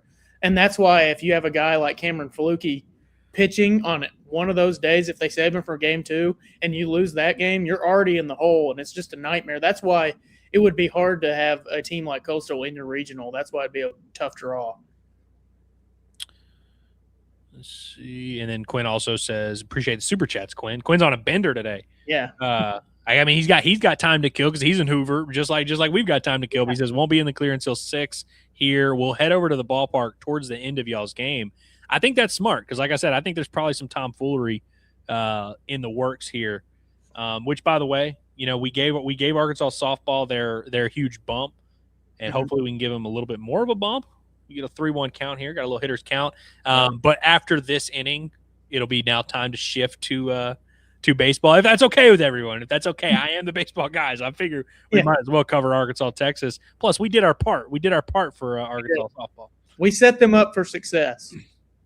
They have the bases loaded again. Juiced. And plus, the inning's still going. Maybe we can get a couple more runs. If you get them like a 5 or 6 run lead, they should be able to hang on to that. I don't care how good Duke's offense is, but man, the combined batting average in this super being like 355 is it's kind of insane. Yeah, no, it is a little wild. I think that's the way Oklahoma. Did you pay attention at all to how good Oklahoma's offense was this year? In softball? Yeah. I did not. I knew they beat Arkansas. Yeah, which it was great that they were able to take one at Oklahoma, because you'll kind of take that with just how Oklahoma's been. It's hard to win 4 national titles in a row like that, especially in I would say in softball, but they do out recruit everybody to oblivion. But anyway, I think they ended up breaking the regular season home run record like 2 SEC series in. Damn, really? Yeah, like insane numbers. It was crazy. And the fact that I think it was Peyton Burnham pitched that game that they won, the fact that she was able to hold them down to like 2 runs in the entire game is kind of insane, really. Yeah. Yeah. 1-2.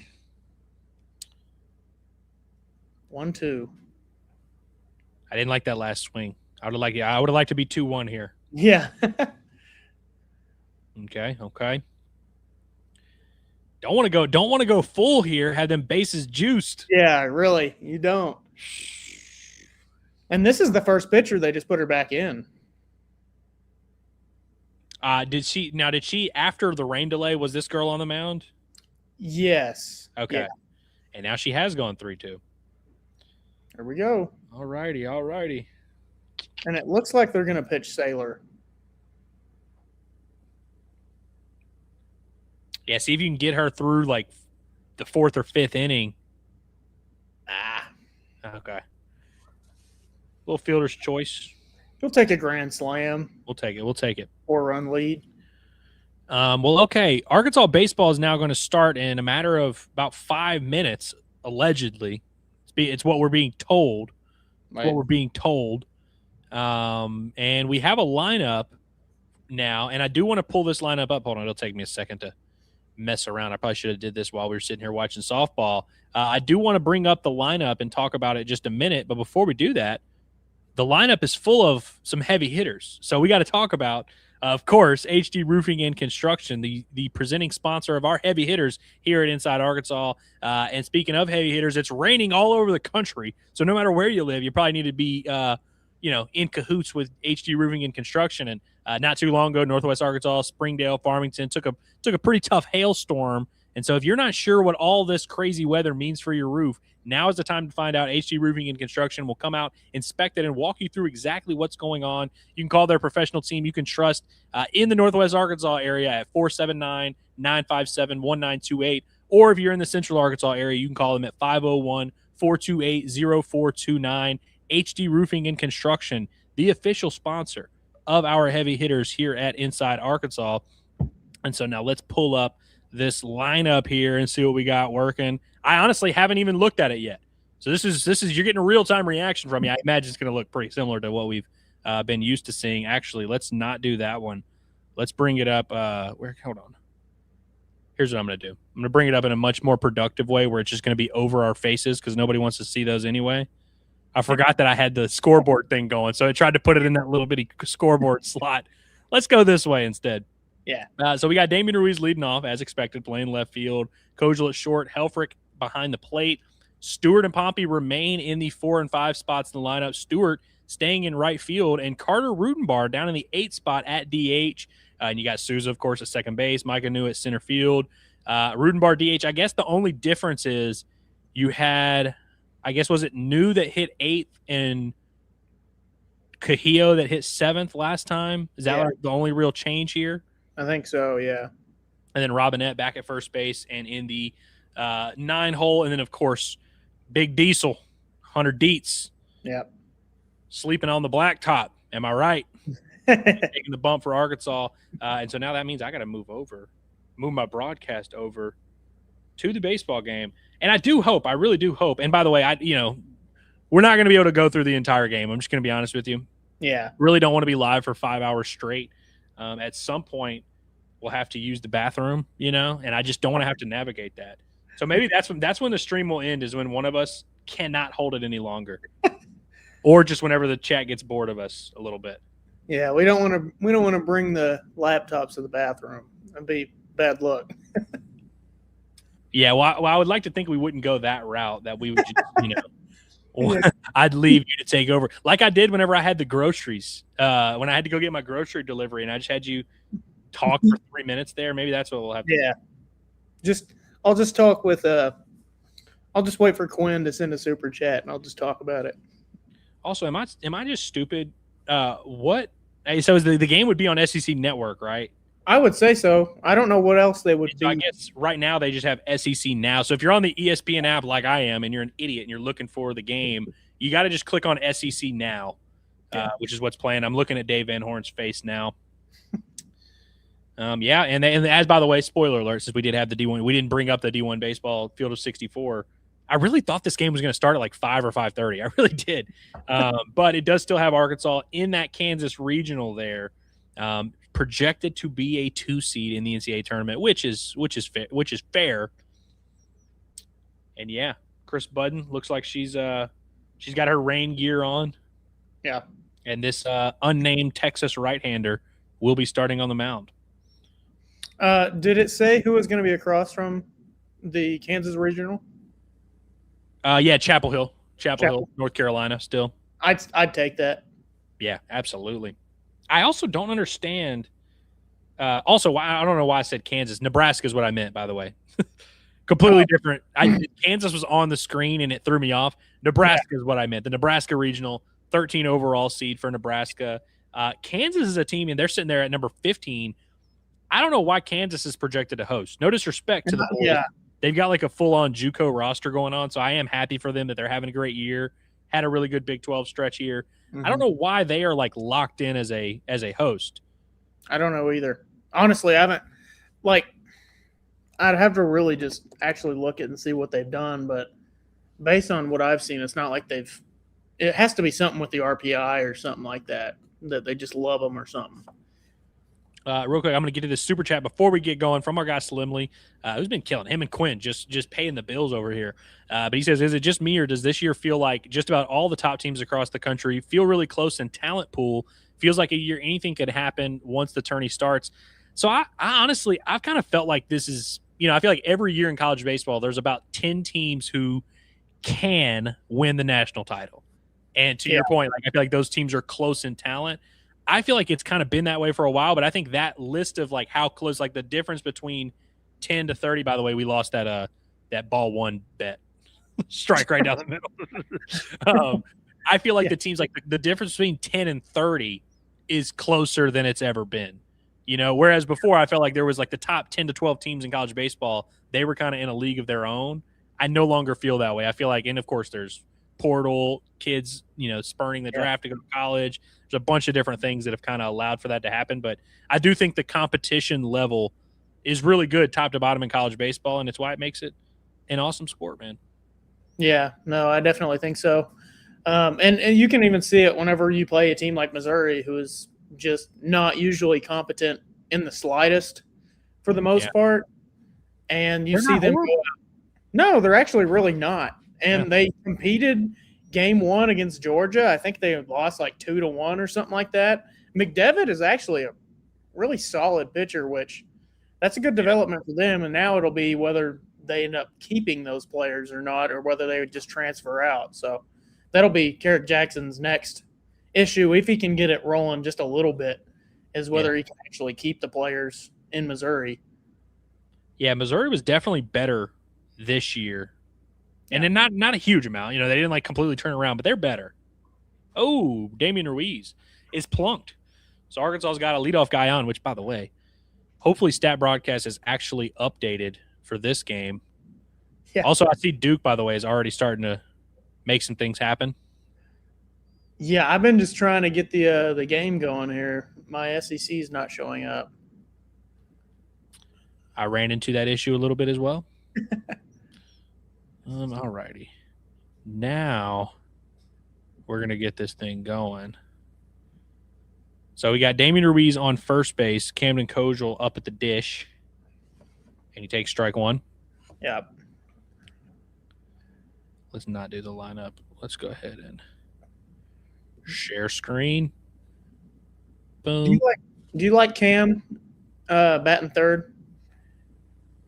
Well, he's batting second today, but would you like to see him? I think him and Helfrich, like I think both of them are perfectly, capable of doing the job and will do the job more often than not. So it doesn't really matter to me. Kind of just, I guess it just depends on matchups or whatever. Yeah. So I've been thinking about this a little bit with how many walks Ryder draws. I would kind of like to see him batting second, and then Cam with the home have runs. Cam behind him. I like that. The concept of it definitely makes sense. Yeah. So yeah, I agree. I'll take that. You've sold me. But I get it because it's the right on right kind of thing going on here. You got the they do like to go right left as much love as to they do can. that. Yeah. Then you occasional. It's been a little bit since we've had a switch hitter. Uh-oh. Gone. Camden Kojal, Oh. 2-run home run, his 19th of the year. Holy How cow, about man. that? It's crazy, man, because, I don't think people necessarily, when you think about Camden Kojal, the power is not even necessarily the thing you really think about. But if you really look at the numbers and the production, nobody hits for power more consistently. Nobody slugs it more consistently than Camden Kojal. 19 home runs, running away with the home run title this year. Yeah. This one was just a measly 391. So that might have just been an RBI double in Omaha. Can we live with that? Yeah, really. Although honestly, I think dimensions wise, that probably would have been a home run. But man, Arkansas up to a 2-0 start. It's almost like Texas maybe should have started Volantis. Yeah, maybe you should have just started your ace on Friday. Maybe so. Now you gotta feel the wrath of the Duck Man. Yeah. Or Armadillo King, whatever you want to call him. And yeah, Papa Dragon says he did not expect Kojal would have this much power when he transferred here. Me either, for sure. And especially after the fall, when there were times in the fall where we were like, this dude might not even start. But he hit like 4 or 5 home runs his freshman year at Vanderbilt, and he hit 284. So, and he was a talented, like a big time recruit.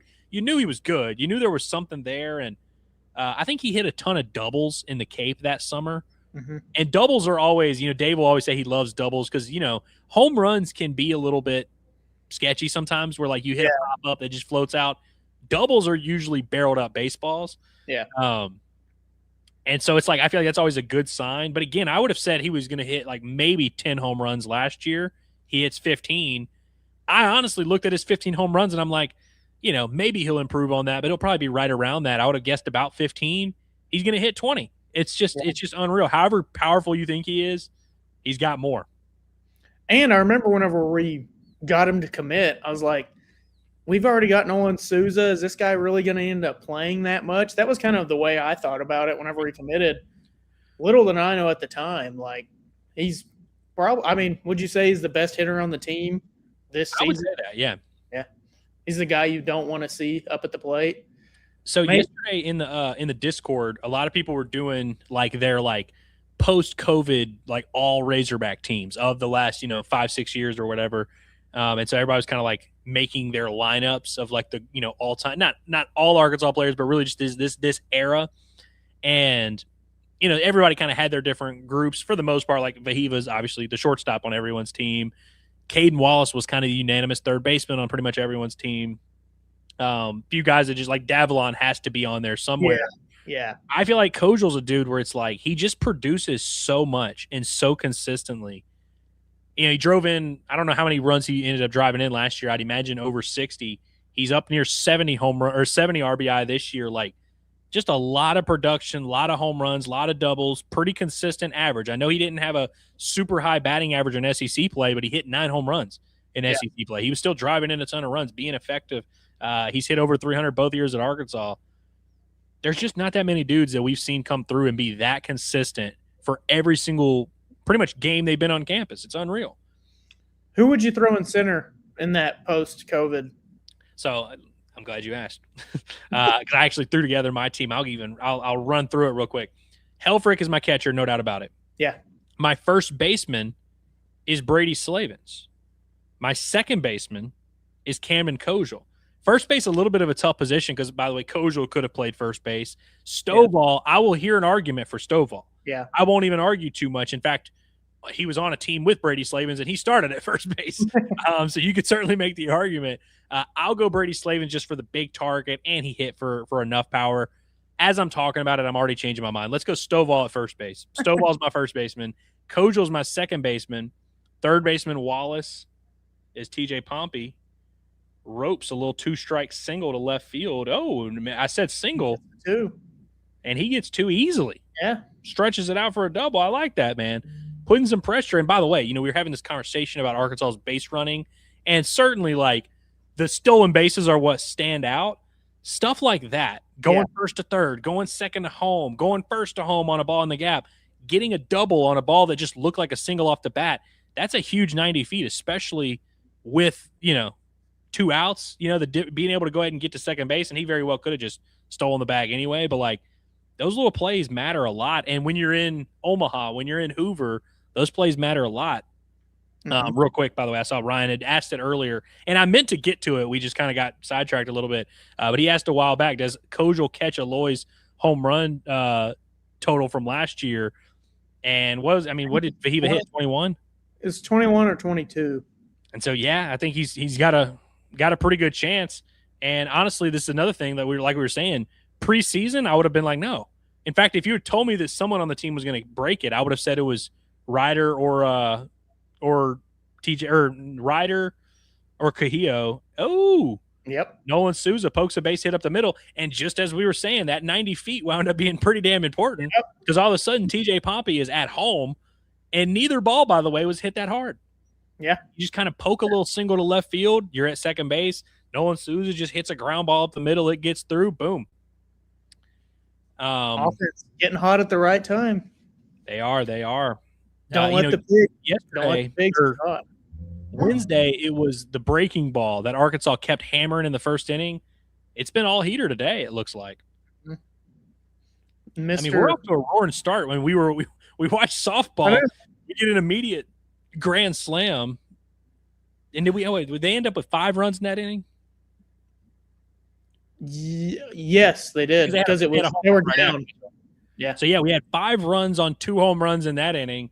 We have a home run and 3 runs now in this inning. We're just off and rolling. We are. So if softball starts to struggle, do we go back? And then, like, if the baseball team starts to struggle, do we might just have to be. And honestly, anybody in the chat, because I imagine there's some people in the chat who have both games up. I guess I might have to whip out the old iPad. Yeah, maybe we just have to have them both going and rolling at the same time. Yeah. This has turned out to be a much more productive stream than I thought it would be, Cameron. Yeah, same. As you know, I was kind of stressed going into it. Where I was like, I don't know if this is going to be worth it. This is going to suck. It's turned out to be pretty fun. Yeah. The fact that things have actually gone well so far also helps. Certainly helps. Yeah, if softball had just given up, 9 runs and then baseball got shut down here, it would probably be not as fun. Yeah. Ooh, Micah knew. Hey, we got to put a swing on the fastball dotted 1-2. We got to just foul that one off. But whatever. All right. Well, we're going to continue to get to this chat because we appreciate you guys for being in here. Actually, I got sidetracked because things were happening in the baseball game. Let me get back to my all-decade or my post-COVID Razorback team. So refresh. Helfrich at catcher, Peyton Stovall at first base, Kojal at second, Wallace at third, Vahiva at short. We'll bring in Bob Moore and Jalen Battles as defensive replacements if we need. Left field, I'm going Charles Davalon. Right field, I'm going Jace Borfin. Okay.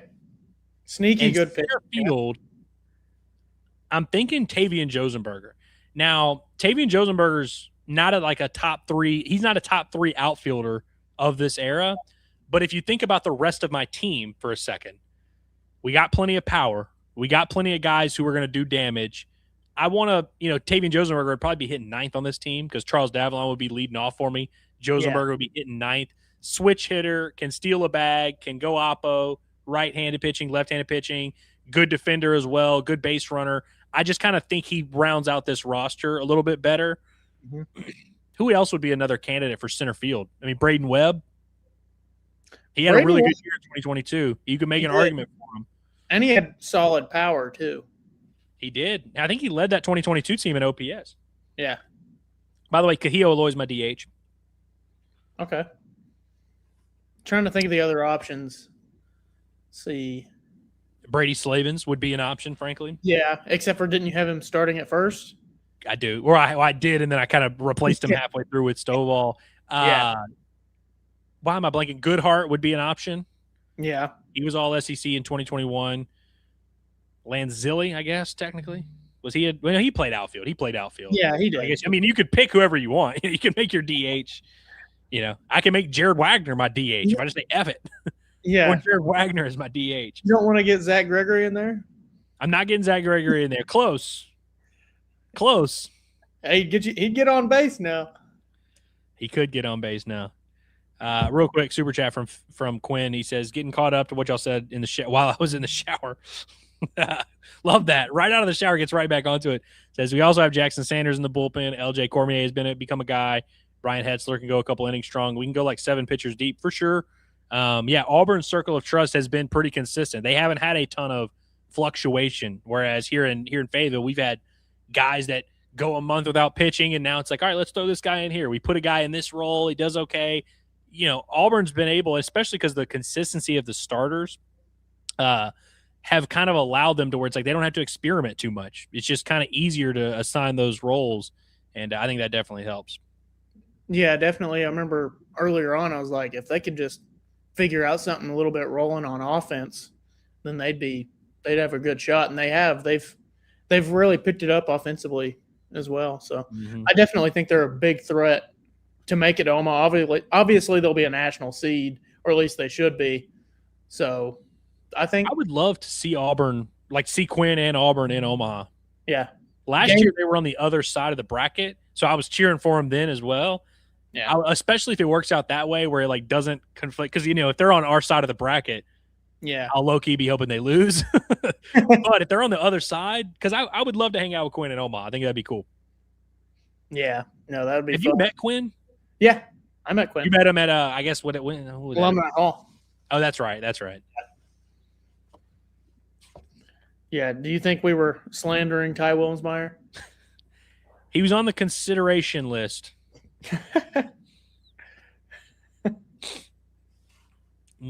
Ryan wants to know, was JT, Justin Thomas, a better offensive center fielder than Tavian?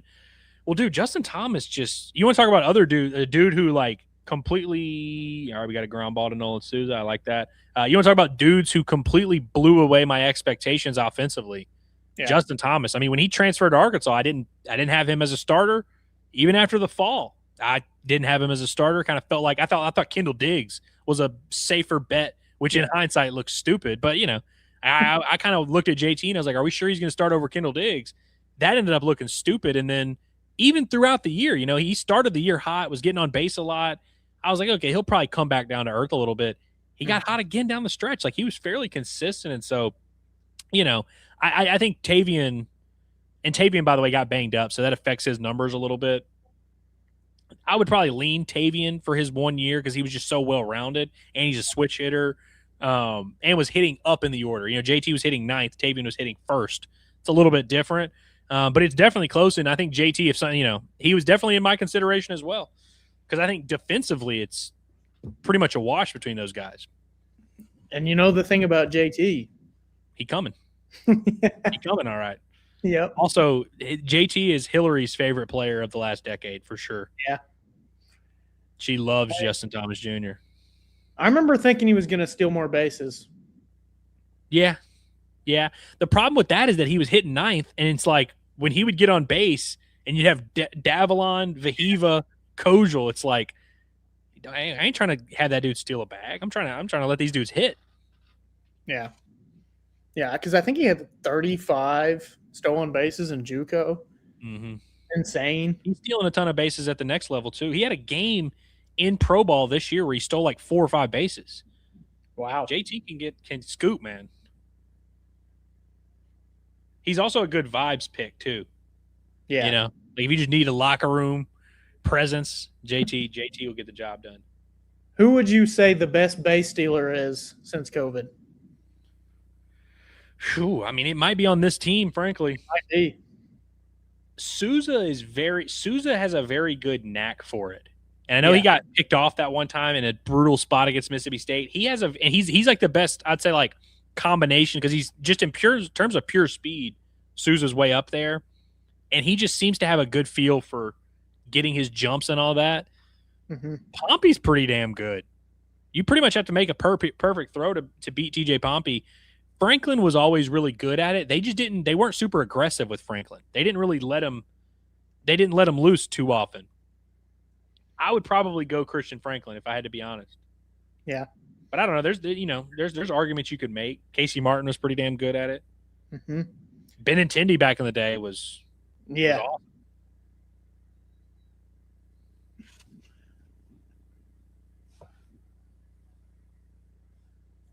Also, I did the thing where I exited out, and now I'm like trying to get back in to find my thing here. Yeah, no, I do that. And then it loads for like 5 minutes. Yeah.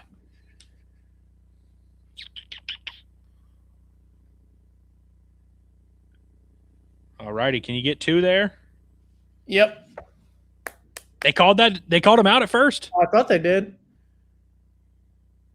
Oh, maybe they didn't. I thought I saw him start running towards the dugout. Maybe it looks like we're getting a review. Maybe they did call him out. I feel like live, I thought he was safe. Yeah, he's safe. He's safe. Yeah, okay. So, okay, you'll have runner on first with 2 outs.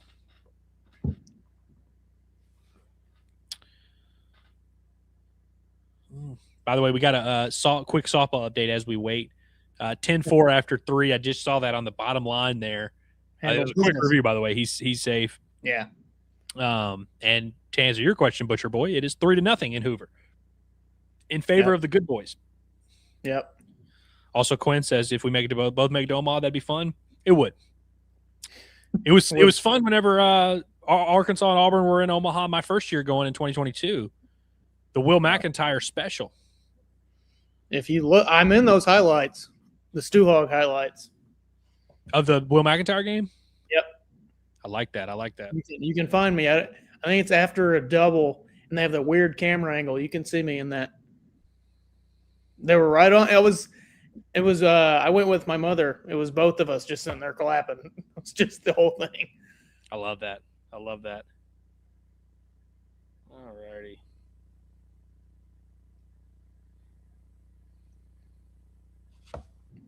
Yeah. Oh, I do wonder how long. I'm sure I should have. 10-4, good buddy. 10-4, rubber ducky.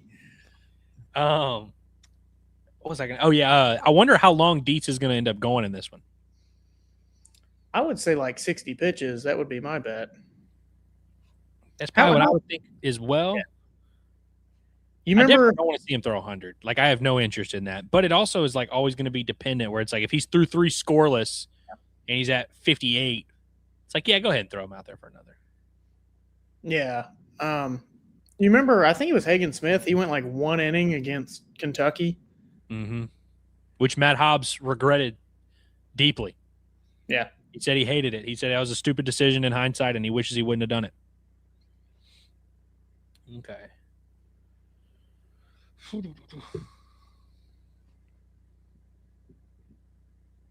Yeah, I spoke about them yesterday on the show. I hate to give Texas this credit. Just a really good, well-rounded baseball squad they've got over there. Yeah. Just a solid squad. They don't really have any real weaknesses. They're pretty good at everything. Yeah. I mean, and like there are probably some better. You can make an argument for, hey, I think these two or three teams have a better pitching staff than them. And you're probably right. You could say, there's a couple more teams that have a little bit more dynamic offense.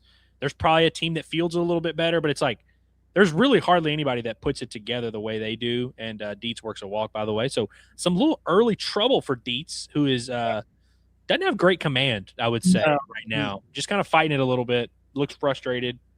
Up to 21 pitches. Yeah, that's he's not gonna. Well, we never know what's gonna happen in these games. They're always kind of a little bit weird. Dave just yanks him right now. Yeah. Goes gackle.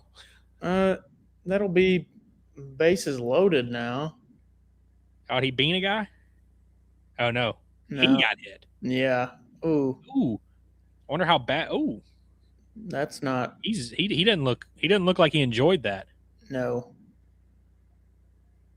Dave's pissed. Dave is not happy about that. Just like the unfortunate nature of it. This is 105 off the foot. He should be all right, but the last thing you already lost Kuhio. You don't want to. This would kind of derail everything right here. This kind of kills. Yeah, this would be a less than ideal development. Yeah, this would be. Okay, come on, Addison. We don't need this kind of tomfoolery in the chat, man. Thanks, foot. Not the time. Not the time. We've got Colin Fisher warming up. Sheesh.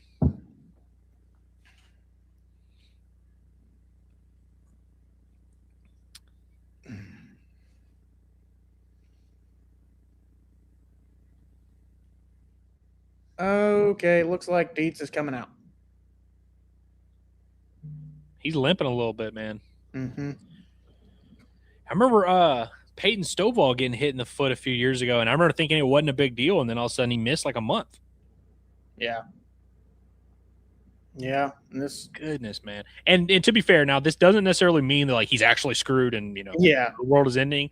I would imagine they're erring on the side of caution here, but I would too. However, did it hit him off his left foot? I think so. No, it was his right. Shoot. If something does come out of this, I'd just say, hey, we ain't playing that tournament anymore. Every year something bad happens. Yeah, every year something happens, and you've already gotten, one of your top hitters injured here. Man, and it sucks because it's like, what do you, there's nothing you could do differently. It would be one thing if like you went to Hoover and you threw your ace 145 pitches. That's a stupid decision by you. He's pitching one inning in Hoover, and he was going to pitch more, but it's like, this is just an unfortunate thing that could have happened anywhere, and it just happened to happen in a tournament that we have determined is meaningless. Yeah. So not only do you have Dietz leaving the game, and now we'll have to just wait and see like what happens. Let's hope it's just a bruise and he's going to be all good. But you're going to have to kind of wait and see what happens there. You've also got Colin Fisher coming into the game, which is its own set of issues there, and the bases are juiced. Yeah. So, like, no real time to mess around. Now, I guess he will get, as long as he wants, 15, 20 minutes to warm up. That was brutal, man. That's 105 off the foot. It almost looked like mid-shin, like just a little bit lower. Like almost the calf. Hickory saying Eves is coming in.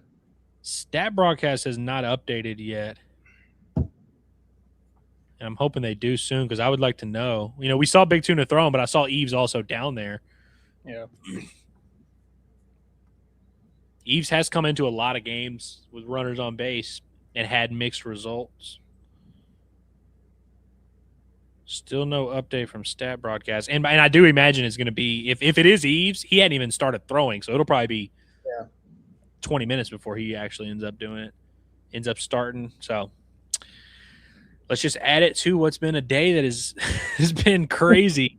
And we were having a lot of fun there. We were having a lot of fun there for a while, which is the tough part about it. Naturally, something has also, to come. Also, we thought we were out of the inning with the double play ball earlier. Yeah. Yeah. This is kind of what happened the other day, too, with the Tennessee game. We started feeling good about it, and then you're like, oh, this is far more important than actually winning this game right here. Next year, we'll just decline our invitation to Hoover. Yeah. We'll be like Missouri and just not attend.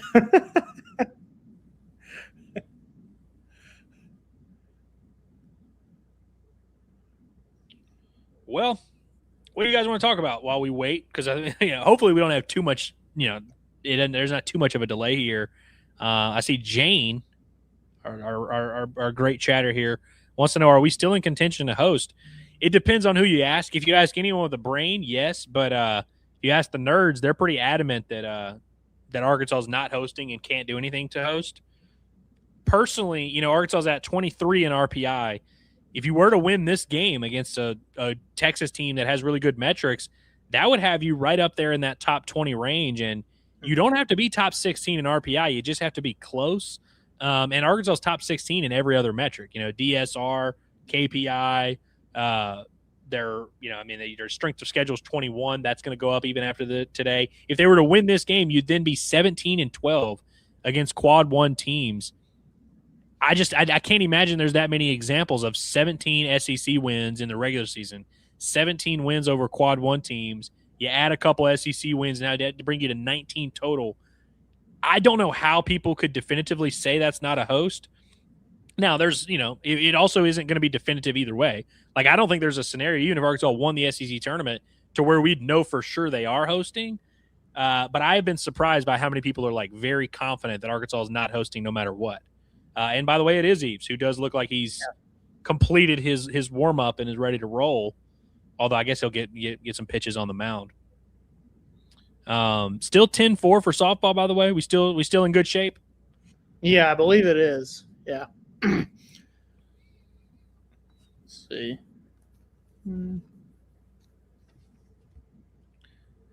Yeah. Yeah, it's 10-4. Now they're pitching Robin again. Okay. So I guess they'll just save Burnham game 2. Yeah. I like it. And hopefully they just handle them tomorrow, no funny business, and off to OKC. It's kind of odd how the outcome of the softball team is often correlated with the outcome of the baseball team. Yeah, I think Stu Hogg's been on this for years now, especially with the regional. So softball winning a regional pretty much guarantees Arkansas wins a regional. Yeah. If you crunch the numbers. and if softball had lost a regional, it would have guaranteed. It's direct correlation going back 7 years. Except for softball's never made it to the Women's College World Series. So what does that mean for the baseball team now? Well, see, that's why it's only a regional thing. It's specifically the regional. If Arkansas softball wins a regional, Arkansas baseball every time wins a regional. But when they lose in the regional, Arkansas baseball also loses. Supers, that's its own separate set of circumstances. All righty. And yeah, David wants to know how many pitches could Steele throw. I don't know what his season high is, but I would imagine he's thrown twice in weekends and multiple times. I think 45, 50 would probably be about the maximum. We've never really seen him stretched out that long before, but he's always a multi-inning guy. I think at least 30 is probably the low level of it, especially with it being in the first inning. Yeah. Yeah, I was thinking 35, 45, somewhere in that range would be probably the sweet spot for him. Well, not to mention if you're winning, if Arkansas ends up adding a few runs and it's 6-1 and you're oh, we're going to keep playing and we're going to possibly play Saturday and Sunday, Steele's probably a guy you want to bring back. Yeah. But all right, bases juiced, a left-handed hitter coming up to the plate.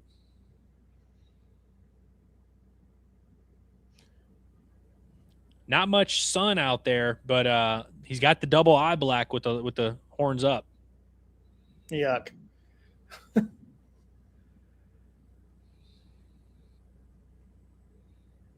Does anybody in the chat happen to follow Steele Eves on Instagram? It's a weird question to ask. No. So I've been following Steele Eves for about a year now on Instagram, and I also like to doom scroll. So when it's 11 p.m. and I can't sleep, I scroll Instagram, and I'm always just watching the most heinous reels, and it'll pop up and tell you who of your followers or your friends like certain reels. Yeah. Steele Eves is always liking the most just out of pocket reels that are cracking me up, and I'm like, dude, Steele, what are we doing here? You know who else I've noticed that with as well? Brent Iredale. Really? Okay. Yeah. I don't even know if I follow Brent Iredale on Instagram. Brent Ruiz has also been dabbling in some unique reels. Yeah, Brent Iredale is He's into some stuff now. It's pretty funny. I think Justin Thomas likes a few of those out of pocket type stuff too. It's become one of my favorite things because like they all like the most crazy stuff. Yeah. And it always pops up. Also, we got a little challenge that is unsuccessful.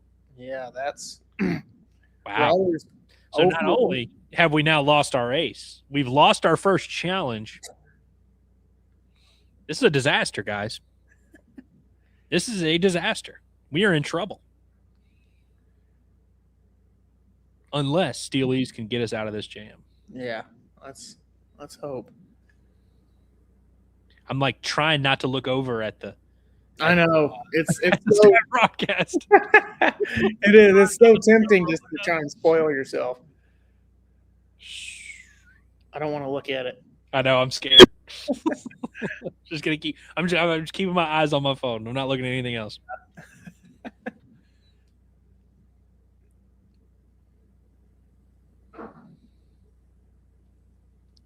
I'm gonna guess this has just been a really long at bat. A lot of foul balls. Yeah. Jeez.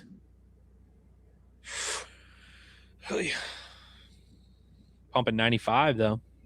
Yeah. Got that cheddar. I still can't believe Mark Brissy was pumping 97. Yeah.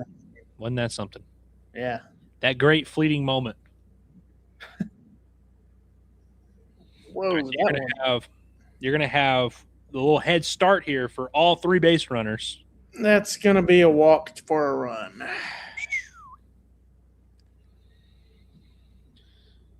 It's a good AB. Yeah. Got off some pitches. He wouldn't have got on with Deese though. Dang it. I feel like that final pitch was closer than the pitch that we challenged. Yeah. Yeah. No. Probably wasn't a strike, but also these runs, the three of them that are on base, or the three of them that were on base, would all go to Dietz. Not that anyone cares about that at this given moment, but you know, if we are keeping score at home.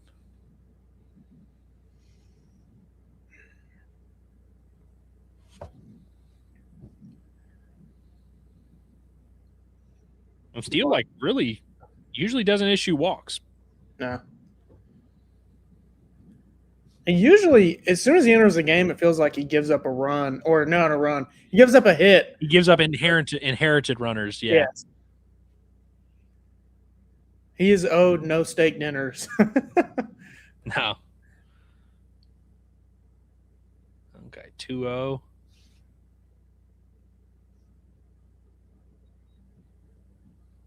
Little chat.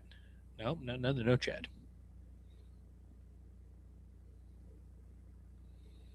Old Jim Schlossnagel. I just would not like to see that guy enjoy his time here in Hoover at all. Yeah.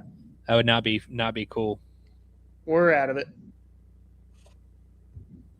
All okay. Right. Little pop-up. I like it. Whew. Not an easy play. All righty. So we head to the top of the second inning. Just a chaotic first inning for both sides here. Arkansas up 3-1. We have a special surprise for you on the other side of this when we get back for the top of the second inning. But before we get to that special surprise, I want to talk to you about our boys over at Alumni Hall, the ultimate Razorback shopping experience. They've got all the top brands: apparel, hats, Yeti, accessories, tailgate gear, gifts for any time of year, the seasonal stuff. And if you are an Arkansas student, faculty, or military, you can show your ID and get 10% off. They are always doing a good job of taking care of us, but also getting new and awesome stuff that, like I said, is very seasonal. So you can go check them out. And don't just take my word for it. If you go to insidearkansas.com/alumni hall, you can check out their online store and see what all they have. And you can use the code INSIDEAR for INSIDEAR20 for 20% off your purchase. And that code also works in store. If you tell them the Inside Arkansas boys sent you, you see there on the video, just the greatest selection. The ultimate Razorback shopping destination at 3417 North College Avenue or insidearkansas.com/alumni hall. And without further ado, let's go ahead and bring in, actually, hold on. I gotta make sure I get my, John, you'll be proud of me. I worked all day yesterday. I was working tirelessly making layouts where I could have 3 people and the score bugs still work. I am very proud of you, Andrew. I'm very proud. All it takes is just a little dedication and hard work, and the great things like, yeah, you can do things like putting a score bug on. What the crap is going on? I was on my way in, I hit about the hill over Fayetteville from I-49, and suddenly things just go tits up. Like, what happened? Well, we were having fun. We were having like too much fun, honestly. And softball, we live reacted to the softball grand slam. That was awesome. We get back-to-back home runs. You go right into the baseball game. We're all having fun, and we just needed to be humbled a little bit. We got a little bit too on our high horse, and so we got brought back down to earth. Now we'll just hope for the best. You're not a doctor, John, but just based on what you saw, did you feel like Hunter Dietz, is going to be fine? Is it just precautionary, or do you feel like that kind of looked like an issue? If this was the same exact thing that happened in like the beginning of the year, I think he'd be fine. But because it's now in postseason when you need him the most, and it's Arkansas's luck, it has nothing to do with being a doctor. It has nothing to do. It's just that's the way it goes. And I'm not trying to make light of it and saying like, oh, it's more about Arkansas, but it's just that's the type of crap, man. That, and you know this, Andrew, and maybe you talked about it here, but it's like Hunter Dietz and like the injury he had last year was just the freakishness of it. It's just like. Mm-hmm. It's so unlikely. And then again, we don't know what's the situation with him, but there's nobody that can watch that and be like, oh, he's fine. Totally fine. He's going to be back to normal. It's like, you hope so, but it just sucks, man. It's like Cahillo first, and then this just sucks. Not to mention, he's a big boy. That's a lot of weight to be on a foot that may or may not be banged up, compromised, whatever. And so, yeah, we're just going to hope for the best. I'm sure we'll get some type of update after the game today.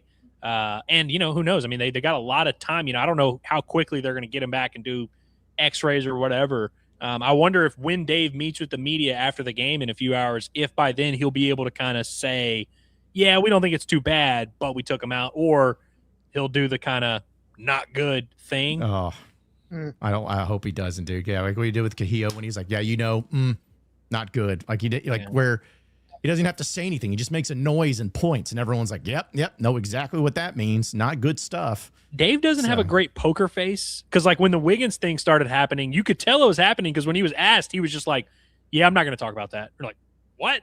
Like, what do you mean you're not going to talk about it? And he does, with Cahillo, he didn't sit there and say, oh, well, we'll see what happens. He kind of tells you right away. We'll be able to tell by his reaction in the post game how serious he thinks it is. And, doesn't mean he's going to be right, but he's not going to hide it and keep it close to the vest, I don't think.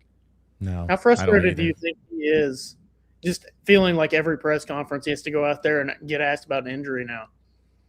He's got to be pretty frustrated. And again, I've already seen a bunch of people. I've gotten texts of people being like, "Oh, this is why you should never play in the SEC tournament." It's like what were we gonna do here? He was the first inning. It's not like they threw him a ton. Like they just sent him out there for his few innings of work, and something freak like this happens. Like this could have happened on any baseball field ever, and it's not even like a weather delay impacted thing. It's just a guy barrels up a baseball and hits it off your foot. What are you gonna do?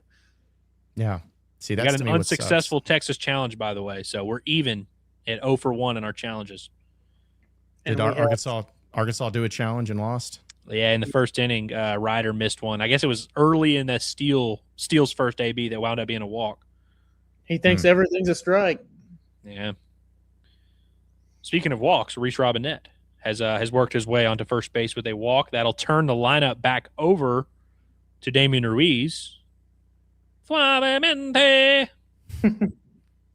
Also, I heard you guys talking about Kojal. And I know he has the stat. It's insane to me that he has 19 home runs. And that's not like an insult towards him. Like, I'm not meaning that as an insult, but it's like, I'm sorry, what? You're telling me that he's probably, or at least on pace to pass Hiva Loy? Like, that's insanity. He's closer to Chad Spanberger than people realize. Like, he's not that far away from having Chad Spanberger's junior year at Arkansas.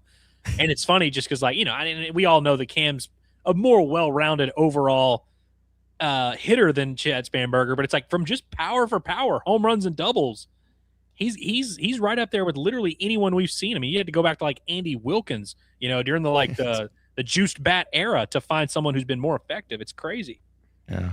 I think I saw somebody. Sorry, I think I saw somebody in the chat said that he's getting an X-ray right now. They said the broadcast said that he's getting an X-ray right now. Okay. So I guess Dave, by the time he meets with the media, will at least be able to identify like, oh yeah, he fractured this or he didn't fracture that. Yeah. Sheesh, man. Think about it though. Back-to-back shortstops with 20+ home runs. Yeah. How about that? How about that? Yeah. Could have been 3 in a row if Bolton wasn't messing around. Yeah. Yeah, Bolton just could get his head out of his ass.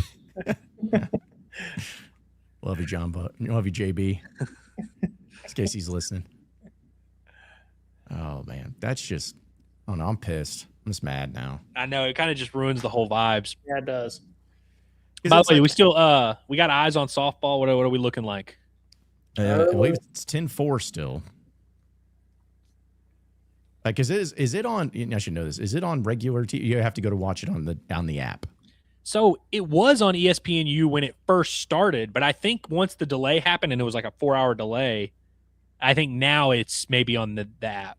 Okay, because it's like YouTube TV is what I have, and they just introduced you could do like today. You could do multi-view of anything now, and of course the time I'm wanting to do it with, but ESPN app will not for whatever reason let me do a multi-view of softball and baseball. Oh my goodness! No, he didn't. Oh, he did. 20. He did 20. Was it another 0-2 pitch? Oh my gosh! Wow. Dude, this dude is tripping. Oh my gosh! Another 0-2 heater. And this one, we were talking about earlier about Omaha home runs in certain ballparks. This is one that's going out everywhere. This is dead central. Probably, I'd imagine that's going to be 430 plus. Seems like it almost killed the camera guy out there. Good Lord, 20 home runs on the year for Camden Kojal, and Arkansas now up 6-1 on an inning that looked like it was going nowhere. Dude, I think Arkansas hitters may be going to Vichi's Aesthetics and getting those HGH things, man. It's maybe getting those peptides inside of them because I don't know what's going on with them. But I'm joking about that. Don't investigate anything. But it is insane the power and the hitting that Arkansas is doing, which I'm not mad about it. But holy crap, that's insane. 450 dead center. Yeah, 450 right up the chute, 110 off the bat. That's a barrel right there, man. Wow, that's incredible. Man, like so he's look at that stupid stuff. Average home runs distance. Yeah, the 391 he hit earlier is like a little softball one, man. Come on. Yeah. Save some for the postseason. Yeah. Truly. Oh man. Camden owns this pitcher. Yeah. Imagine not having this Razorback baseball team play and bomb for postseason. Imagine being like, nah, we don't feel like this team or that fan base or that program's worthy of having such a host. Yeah, I mean, certainly, you got to make sure, and I know it shouldn't come into the consideration when you have one of the best venues in the country that I think the NCAA, and like seriously, I'm kind of joking a little bit and have a biased lens, but like I think the NCAA should be rewarding programs who spend a lot of money on their facilities, who make sure to upkeep their field and make sure they have everything ready to roll. I think those should get a nod. And I think when you have 19 SEC wins and 17 quad one victories, I feel like that should count for something. You'd think so. And hopefully, the last game against Tennessee moved you up 4 spots in the RPI. Maybe this one will move you up 4 again, sit up 19 something, 20, 19, something like that. I think if they get to 20 in the RPI, that would be close enough. And even then, it would still be an outlier. They'd still be top 15 and everything else. With the resume they've had and what they've done here down the stretch, I mean, come on. Did Cam hit the horns down in the dugout? I didn't see that. I didn't see it, but I love it if that's the case. I do too. That would be awesome. 0-2 fastball. And it really wasn't like directly down the middle. You know what? It caught too much of the plate in 0-2. But like it wasn't like it was just straight down the middle. Neither was the first home run he hit. It was kind of on the edge. He just went the other way with it. They're going to put in Dylan. I wonder. I would assume since now they're down 5 runs, you still go ahead and throw Dylan Volantis, right? Because it's like you're not going to save him. Holy cow, man. It's crazy. 6 runs in 2 innings. Yeah, that'll do, man. That'll do. 6 runs in 2 innings, and what of it is it what 5? 4 or 5 of it is from Kojal? Yeah. Yeah, 5 of the runs. I mean, I'm hoping this means something.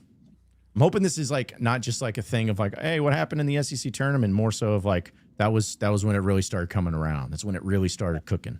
It does help that, you know, they've played good baseball down the stretch. And so honestly, like I feel like that Ole Miss series, is it Ole Miss before Oklahoma, right? Yeah, Ole Miss, Oklahoma, and then Kentucky. Like I feel like you can kind of now like lump all that in together and be like, man, when the calendar flipped to May, the month of May has been very good to Arkansas.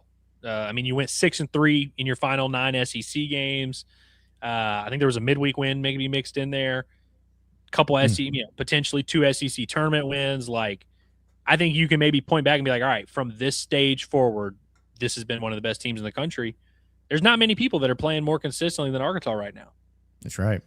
By the way, softball real quick, 10-5, Arkansas still leads at the going into the bottom of the 5th inning. So bottom of the 5th, okay.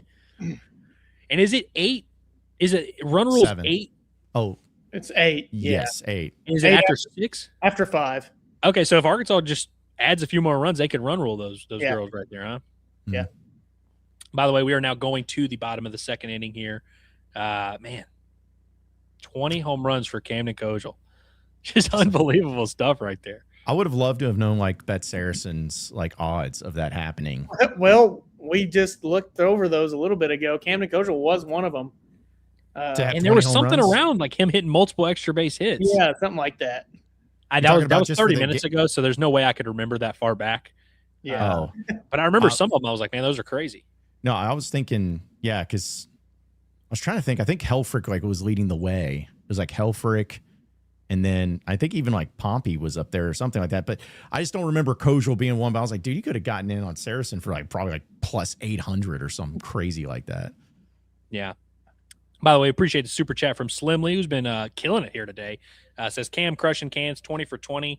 Absolutely. And Slimly was the one who kind of started our conversation about the offense in Omaha and all that. Yeah, that 450 dead center, that's going out of all of the parks. Yeah. That's going out of Polo Grounds on MLB The Show even. Love that. A few more quick here. This History Man 27 says this team certainly reminds me of 2022 with how hot they are getting. And listen, in a weird way, we've kind of been making the 2022 comparison all year. Like even when they sucked, we were like, yeah, this reminds me of 2022 when they sucked. And now here they are at the end of the year. The funniest thing about that 2022 offense is like we went into the season being very confident that that team was going to rake because they brought back 6 of the 9 starters from the year before when they had a really good offense. And so it's like watching them play well in the Stillwater Regional. It wasn't even like, hey, this came out of nowhere. It's like you should have been doing this all along. And that's kind of how I feel about this lineup now, where it's like it's not like they were incapable of playing good offense all year long. It just was weird that they did it for as long as they did.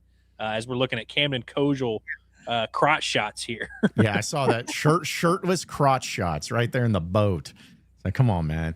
Couldn't even tell without sound. You couldn't even really tell he was fishing. No. Yeah. Like, what are we doing here? Hey, but unfortunately, well, not unfortunately. Like I'm a subscriber of the Camden Kojal Outdoors YouTube channel, so I recognize the footage. But I imagine there were a few that were confused.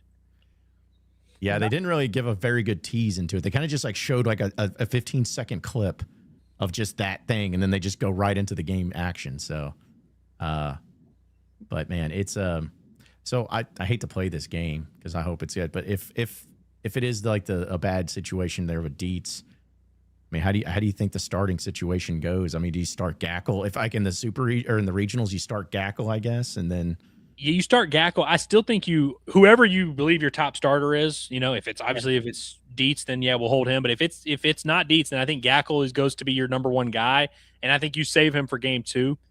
This is why also hosting becomes even bigger of a deal now because it's like if you're playing against a 4 seed, it's kind of easy to go, hey, let's go Tate McGuire, let's go Steele Lees, let's piece this thing together. If you're playing a 3 seed, it's a little bit tougher to play that game. So if you don't have Dietz, and you're on the road in the regional, it's like I bet they probably would consider throwing Gackle game 1. Oh, go sit down, buddy. Yeah, go take a seat.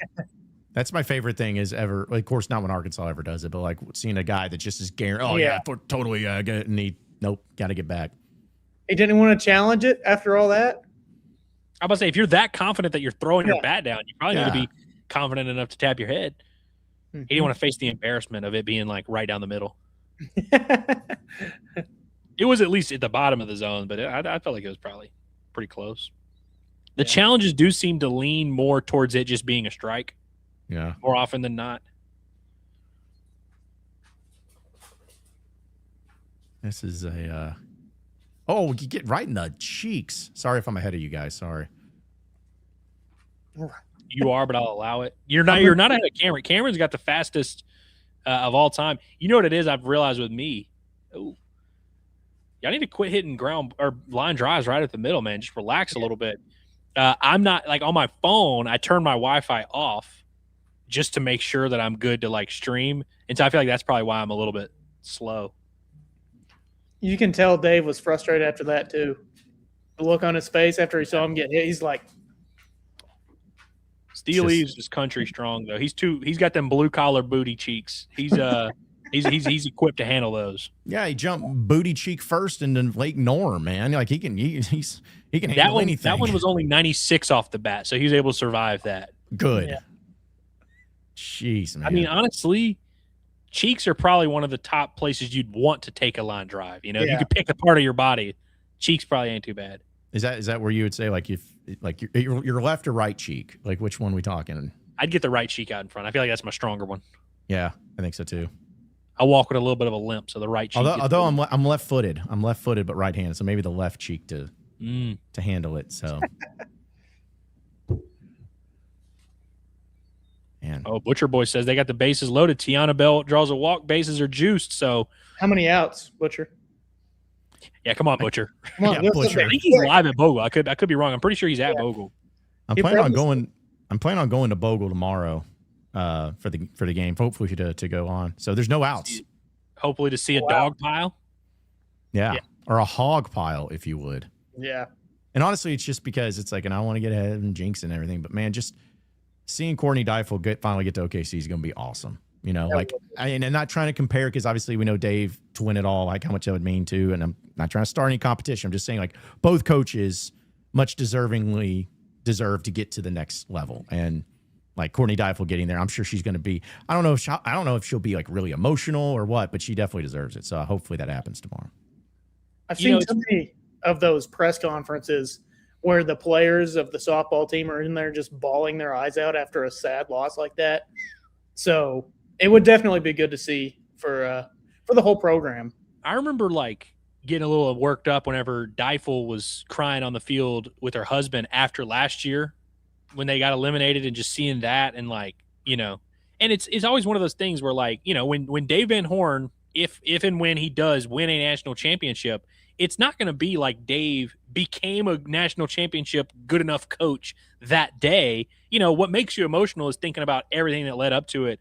So I think for Deifel, it's like I think she's been a College World Series level softball coach for a while. We've got a College World Series level program over there at Arkansas softball, and so it's just going to be good to actually finally have that. You know, no one can take that away from you. Once you put that banner up of, hey, we went to the College World Series in this year. All righty. Steel Eves, a good inning there from Steel Eves. Yeah. Obviously a little bit, you know, it's a little bit easier to throw that second inning when you know you're throwing it when rather than just coming in, bases loaded, 2 outs, especially on a 100 Deets start day. Because I don't know about you guys, but like if I were a reliever that were on 100 Deets start day, I'm not even stretching until the 5th inning. You know, I'm not even like really even thinking about it. Yeah, and so I can imagine Steel Eves, you know, 45 minutes ago probably didn't have throwing with the bases loaded on his mind. Looked a lot better there in that inning, and you know, it did a good job limiting the damage also in the first inning. I mean, tough walking the guy, but to only come out of that with 1 run feels like a win. And now you put up a 0 after you get a 5-run lead. It's got to feel pretty good. You think it's got to feel good for Steel Eves being an Arkansas boy pitching, getting strikeouts against Texas. Like that's got to mean just a little bit more for him too. Absolutely. Those boys in Lone Oak, they know who to hate in Lone Oak. Those Jackrabbits. Okay, so we got for softball, did you have 1 out, but 1 run was scored. So a sacrifice. So yeah, 11-5 is what we're looking at? Yeah, so it's 11-5. Okay, with 1 out, sorry. And this is bottom 5? Yeah. So you're a base hit away from the game being over? I mean, if they score 2 runs. Yeah, I I guess I guess it's first and second now. A dub. Well, I think it's first and second and third. Second and third. Okay, so yeah, I mean, you're one or two swings away from putting that sucker away. Ball game. Let's go. Are you serious? Sorry. Really? Sorry, I ruined it. But I mean, I don't even have the game pulled up. So you didn't ruin it for me. She just hit it out of the park. 14-5. Let's just clear it up. Home. Let's go home. We're sitting here talking about 1 run, 2 runs. So, okay, softball run rules those suckers in game 1. That's awesome. Year. Feels like 94, don't it? Especially because, I mean, it was 3-2 at the rain delay. They were down a run, and now it's like, not only are we, winning, the game's over 3 innings later. Also, not Volantis on the mound here, by the way. Volantis on the mound? Is that what you said? No, it's somebody not Dylan Volantis. Oh, it's Luke Harrison. It's their Sunday starter. Oh, yeah. Wow, man, that's awesome. Run ruled those suckers. That's every game. Every postseason game for him. That's incredible. Yeah, every postseason game. That's crazy. That's crazy. Dude, that lineup is. I mean, what coach was it? Was it Washington's coach last week that was like, "Man, we're going to be having nightmares." Maybe it's South Florida. Florida, yeah. He was like, "Man, I'm going to be having nightmares about that lineup." And that's impressive. Okay, Luke Harrison. They bring in their Sunday guy in, which again, once you get down 5 runs in an SEC tournament game, a single elimination format, it's like, let's go ahead and get our guys some work. Mm-hmm. I wouldn't hate going ahead and adding a few. By the way, RPI, Arkansas, it would obviously help Arkansas if they, if they win this game, no matter what, if they win it by 1 run, it's going to help their RPI. I hate that RPI doesn't take into account margin of victory. Yeah. Because at least the basketball net rankings, which we've had our ups and downs with, at least you kind of know when you're in college basketball, like, oh, we're winning by 38. Our net's going way up for this one. Arkansas could win by 100 runs, and they'll go up like 1 spot in the RPI. Mm-hmm. So crazy. By the way, too, I also made a mistake. Camden Kojul has scored all the runs for Arkansas, so not just 5. He scored all 6. Wait, but didn't Sousa had a see? Okay, so that's what I thought. But, because it was Pompey. Pompey had that double, and then Sousa drove him in. But Razorback Baseball tweeted out Camden Kojul 6, Texas Longhorns 1. So I was like, yeah. Rare L for the admin. Okay, so I'm glad you all said that because I saw that. I was like, well, maybe I was wrong. But surely the admin would not be incorrect about this. But it's time to find out. They were. They were. Fire them. Yep. All righty. TJ Pompey punches out. By the way, we are now in the final stages of this live stream. I think 3 hours is our cutoff. That's when they're going to turn the lights off on us. I know Cameron's got a big date tonight, so he's got his 3-year anniversary. He's got to celebrate. Oh, that's cool, man. Yep. We're gonna watch Star Wars and go to dinner. How about that? He's gonna go watch a war take place among the stars. And our first date was actually on May the 4th. So how about that? There you go. So y'all's first date was May the 4th, and it took you 18 days to seal the deal after that, huh? Yeah. Okay. Fair enough. Yeah. John, do you have any plans this weekend to go watch some wars? No, I wanted to wait a little bit until I saw the pros give me the rundowns, if you would. So I was like, okay, I'll wait. But I will say, man, it was better than I thought, only because I had read all the reviews and there were people on Twitter that were like, this is literally the worst movie of all time. I saw people saying it was worse than Rise of Skywalker, which, impossible. I was like, that's interesting to me. In terms of, by the way, Rotten Tomatoes critic score, which you take it for what it's worth, it's a little bit higher than Rise of Skywalker, a little bit higher than Phantom Menace. It's like right at Attack of the Clones level in terms of the audience score. The thing about it, it's the least offensive movie of all time. Like Rise of Skywalker and Last Jedi, and I actually have defended Last Jedi. I enjoy Last Jedi. Those movies took huge storyline risks that made you go, huh? Are you sure you want to do this? This movie does none of that. It's just have some fun, some battles, shoot guns, and let's have fun. It's just a fun Star Wars movie that you're not going to remember by the time you leave the theater, but you'll have a good time. You just got to turn off your brain a little bit. Does I'm it fine feel with like, that. does it feel like they just patched a few episodes together? 1000%. And that was the thing I kept thinking about mid movie. You could almost feel the moments where you're like, Yeah. okay, this could be a break right here. This could be a spot where we, like this would be where the second episode would end. This would be, and honestly, if this had just come out as season 4 of Mando, I'd be like, pretty good, definitely season 3 of Mando. By the way, just for funsies to let you guys know, I just went ahead and checked, because the Razorback website is out of tickets for softball, so you have to buy them on the third-party app. Cheapest for tomorrow's game, oh, my space not, to just get into the door, the cheapest right now where it stands, $142. Ooh, for softball. I like that. I also like Micah New base hits. Yep. To extend the third inning a little bit. To extend the third inning, yeah. Oh man. No, shout out to Arkansas. Super chat. This will help John for his fun to go see a Star Wars. Yeah. You can take this $2 and put it to good use.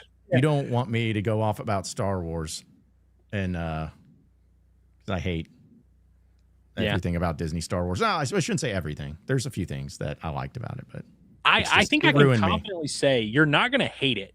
I really don't think you are. No. That's the thing is, like, I know I won't hate it because there's some people I watch who are like, hey, because they said kind of like what you told me, Andrew, where it's like, it's solid. It's not incredible, but it's definitely not the worst Disney Star Wars thing. So it's just going to be more of like all right, kind of, it's fine.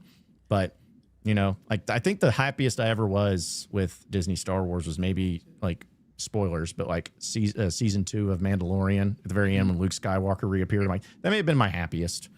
That or like Darth Vader going ham in Rogue One. One of those two moments I think were my favorites so far. So and see, I feel like most of the Disney Star Wars era, like even a movie like Solo, which I enjoyed more than most people did. Most people were not into Solo. Solo had like high highs and low lows, Same with even, something as stupid as like Acolyte. Acolyte had just like low lows, but then like a couple scenes that were really cool. And there's been even Last Jedi has some scenes where you're like, oh wow, that's beautiful. Like, I love what they did here. And then some scenes where you're like, that sucked. This movie has none of that. It literally is just like base hits to right field with 2 outs.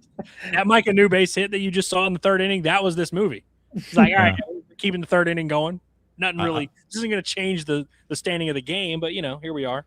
Honestly, the best thing about Disney Star Wars so far, part of it is because of the same guy, but like the music has been like the Mandalorian theme song is awesome. Yeah. Even the Book of Boba Fett, which was garbage, the theme song was pretty awesome. Good, yeah. Yeah, and then John Williams in the Disney trilogy, like Rey's theme is great, like all of that. That's about the most consistent thing about Star Wars is the music's been solid. The music's great in this movie too. It's the same guy that does Mandalorian, same guy that does Black Panther. I think the same guy that did Sinners, and so he's had a good little run here.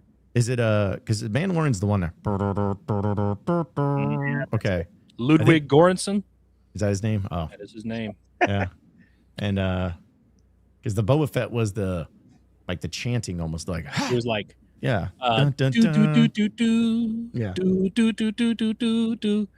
We got a ball knower in the chat though because Agile Panda says Andor was so good. In my opinion, Andor it's peak Star Wars, but it's also I think it's the best thing Disney has done. And part of that why is because the guy who did it, Tony Gilroy, just basically did his own thing, just went rogue and just kind of did his own thing. He was like, nobody's helping me with this. I'm just doing my own thing here. No, not to get off the Star Wars talk, but remember when we had a walk off. So, but do you remember when someone said about Cam Kozel throwing the horns down? Yes. We got I think so. Oh gosh, I don't know. I'm going to maybe ruin this. This is going to be tough here. But anyways, so I'm playing this and apparently it's like right about here. Like that. You just see it just for a second, but that was definitely. Yeah. Oh yeah. That was definitely it. So, anyways, I like that. Yeah. Like to see that. Yeah. So Andrew, you're the one that has to add back the scorebook because it won't let me do it. So, but if you add it back, it should do it. Okay. Here we go. Boom. Wait, hold on. Now, boom. Yeah, there it is. Like that. Yeah. But Tech savant over here. That was honestly too, not to get too off the rails, but like that was also something that I should have known. We should have known about Sam Pittman's demise when he wouldn't throw the horns down after beating Texas. We should have known. Yeah. Because, dude, it's not that offensive of a gesture, you know? No. Like, I know they got upset whenever people would do it to them in the Big 12, so much so that they made rules to prevent people from doing it. It's not like you're, like, actually disrespecting the university. You're literally just taking their logo and turning it upside down. Like, it's not that serious. That's why it's like I think it should be allowed. Do you think Ryan Silverfield would do it if he beat Texas? 1,000%. Yeah, because he knows that we want him to do it. Mm-hmm.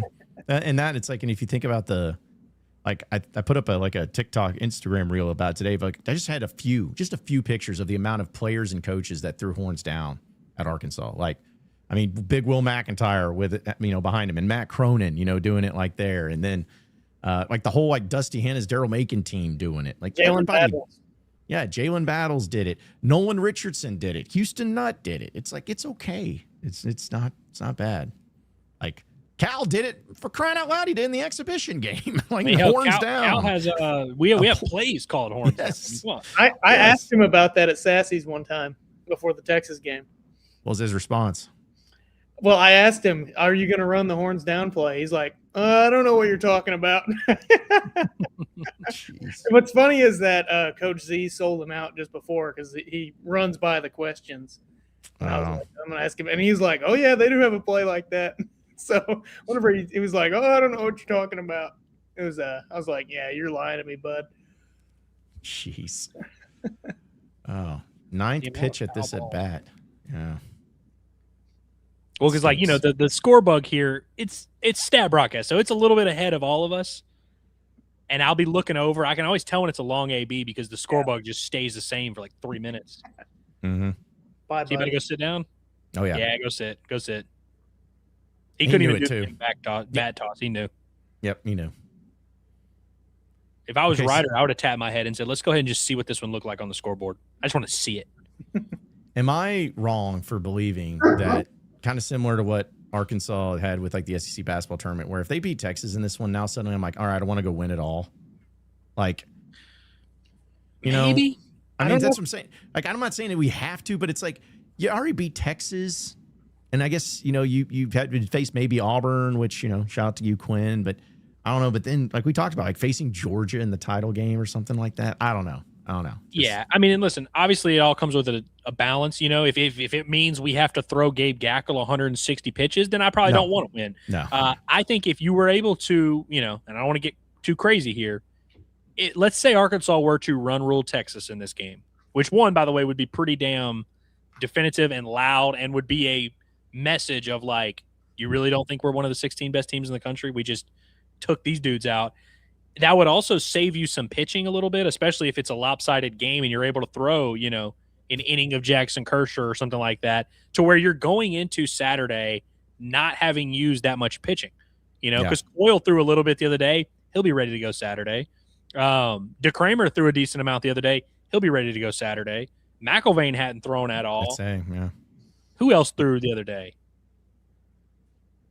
There was a third pitcher. Oh, McGuire threw 3 innings. Yes. Yeah. And I guess that's really it.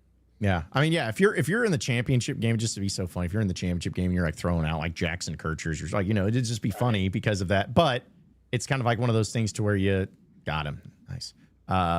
It's like one of those things to where, I'm with you. If it impacts you in a negative way for postseason, don't do it. But if you're not having to use Gackle, or not having to use any of those guys, right. I'm all Gilbert for it. also, I guess, threw the other day, and he'll be fine. He threw like 25 pitches or something like that. And so, yeah, as long as you're not in a situation where you're having to, overexert guys and bring back guys, like if Parker Coyle has to throw 3 times, I probably don't love that. But if you can get by, and there will inevitably be, if Arkansas is going to win the SEC tournament, either Saturday or Sunday, one of those games is going to be just like pieced together in a weird way.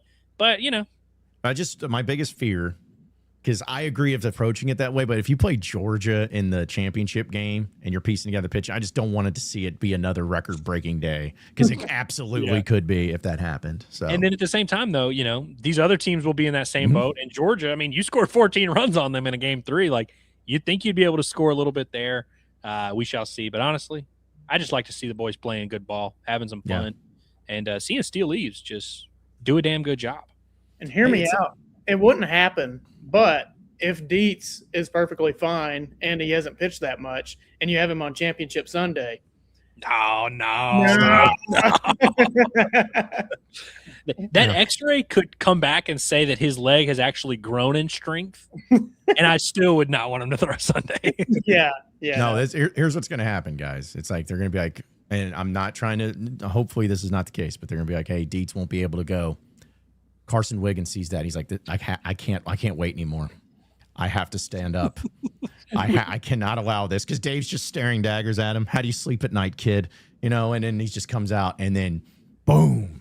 Maybe Dave and Dietz can agree. They're like, "Hey, we're going to lie about the X-ray. Yes. We're completely fine. We're healthy, but we're going to go to the team and be like, oh, guys, all right, we're down another arm. Yeah, whatever will we do?" Yeah, see if he maybe bait him into throwing. Herb Brooks going in and being like, it's like talking about, you got a bad bruise. Okay. Yeah. It's just like talking trash to him, to Dietz, try to get him out there if you can't get it. But imagine how insane that would be. Like, and again, I don't think it's going to happen. And I hope Dietz is 100% okay and we can see him to pitch just like anything. So I really hope that's the case. But like, man, could you imagine like the juice of that, like elimination game in the regional, wherever it's at? Carson Wiggins gets the ball. John, do you want to get your hands on one of those mega mitts? That's absurd. Big old mega mitts. Honestly, that kid probably sucks at baseball, because if you're having to go out there with that mega mitt, listen, you got to be like, honestly, if I was a kid and I was running out there, that would be the kid we would pick on and make fun of. Be like, dude, what are you doing out here?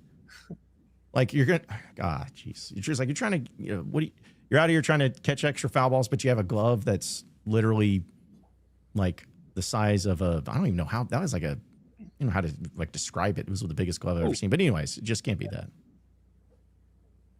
Also, why does Texas do that stuff? Why is that? What's because Kentucky did that crap too? What is this? Those are fringe lords. Jeez, man. I remember everyone's got their weird doubles celebration. Arkansas, we do that's our doubles celebration. But I remember Texas, they did that last year, because I remember Arkansas fans, if you guys remember, and Baum Walker were just mocking them because Arkansas was killing them, and all the Razorback fans are doing this after like a run scored. I do remember that. So that was like one of my favorite moments of being there that weekend. Yeah, that 5-star safety was just trolling. That played for Texas. I forgot his name, but what was that kid's name?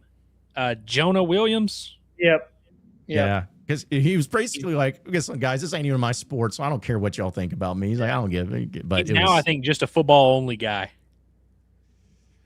I would hope so. He was getting heckled big time. Eventually, he came over, and I think his parents were over there. They started he came over, and he started yelling after the game at the guy that was heckling him. He gave him some. And he didn't like it. The thing about baseball, man, it's like you're right there. You're very intimate, so it's like you hear every single thing. Like the Oklahoma player that was being that troll guy of whatever that guy's name was, that was being such a troll at the plate. That big old donkey. What was his name?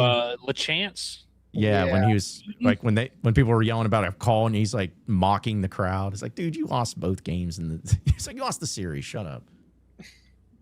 He was the one guy on Oklahoma's roster who really did anything. Honestly, there you're like, all right, he's at least earned the right to say something. Mm-hmm. I've never seen a fan base so loud after losing a series. Like on my way out, I was hearing Oklahoma fans just yelling. Showing this kid giving a ball to a girl. All right. Uh-oh. I need to fix that netting. Yeah, someone's going to die.